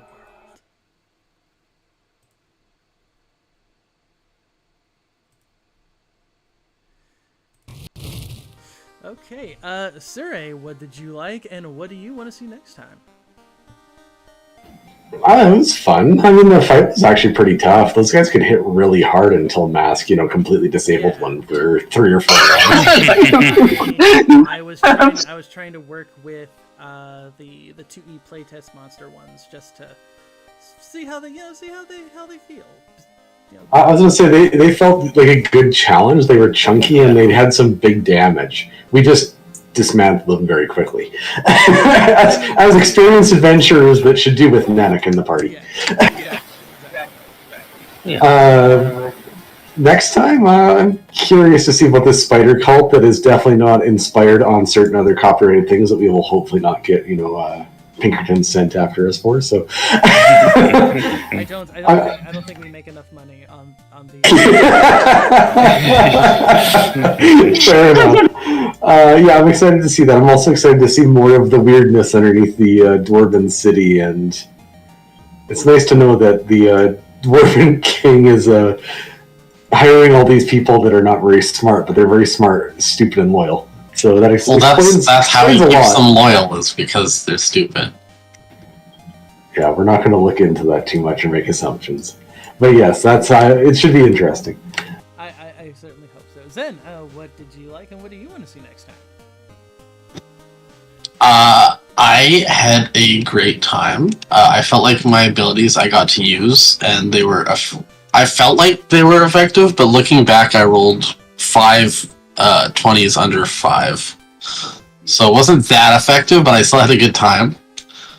Next time, I'm looking forward to... How did it feel almost getting crunched on by like a giant... Felt bad. Felt real bad. He did get crunched on. He just survived the first crunching. Yeah. Next time, I want to see...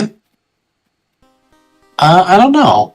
I'm just really excited for the next tier when we get to it. Which I know is probably like... it's a while, but we're getting closer. We're already 4, right? I will give you guys... I'll give you guys something. I should have gave it to you when you guys were with the Star Scryer. She would have allowed you guys to upgrade your weapons to champion tier. Ooh, alright. That would have that's big. That would have been part of her thing with you. It just slipped my mind to not give it to you, but I gave you guys an incremental, and you guys get to upgrade your weapons to champion tier. I accidentally set my divine attack bonus to 21 for a second. It's good that I caught that before we rolled anything. Yeah. Nanaka, what did you like, and what do you want to see next time?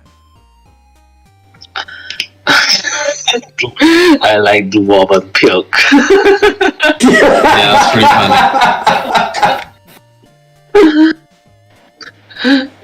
funny. Next time, well, let's gonna see. Getting down to learning about why these guys have decided to attack us, I guess. Oh well, not us specifically, I think, but the tout. I don't know. You'll just have See, to... I think it was us specifically, but we'll find out. Yeah, no, fair enough. Indeed, specifically, we'll see. Mega, what did you like, and what do you want to see next time?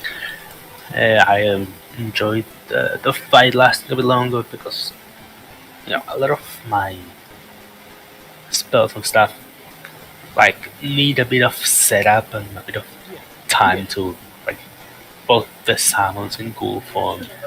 Yeah, that was such a cool spell. You ripped into things. That was great. That was really fun. That is, of course, the plight of the Paladin Mancer, is that you can kind of have to set your stuff up just a little bit. Yeah, and once you're set up, though, yeah. really hit. I think some of the other form abilities last for until the next combat, so you can do it before the fight. Yeah, there was a zombie form, I think, But that only like Yeah. gives me savage of 10 HP. Doesn't really do much beyond that, which is why I didn't take it. Yeah, it's not like Raph Albert needs hit points or anything. He's fine. And also, like, I can cast zombie form during combat because it takes like It's like a minute or something, isn't it? yeah, something like that. So that's Yeah, also it's got trade-offs, that one, for I sure. didn't take it. But yeah, I enjoyed that compared to like when fights go like ending 1 or 2 turns. Yeah. Because so yeah, that was good. Again, well, So cool you're fun. saying more chunky monsters. Maybe, yeah. Okay, so the next few fights, large and huge triple monsters. No, we don't want triple strength. We just want triple hit points. Yeah. Okay, Yeah, see, the triple damage part is the tough part on that one, yeah. I mean the triple. But yeah. I can do. For You guys do like 50 or more damage sometimes. Yeah, for next time. Let's see if we learn more about this mysterious figure. I think you might.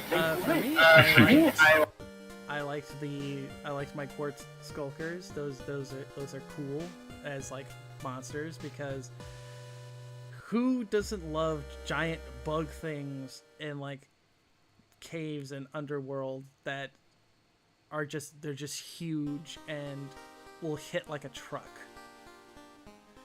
I also liked that you guys were getting into the cave crab cellar, and even though I didn't have a lot of tokens on there, I think that you guys were still able to kind of bounce off of what they were saying with you. I always like that. What I want to see, I want to see them investigate more of the underworld, find this creepy spider cult, find out who's, why they're doing this, or who's pulling the strings, if you will, for Threads. Yes, who's pulling the threads, if you will, on this. Will they make it? Will they be able to find the kidnapped people in time to prevent them from being sacrificed to some horrible spider thing? We'll find out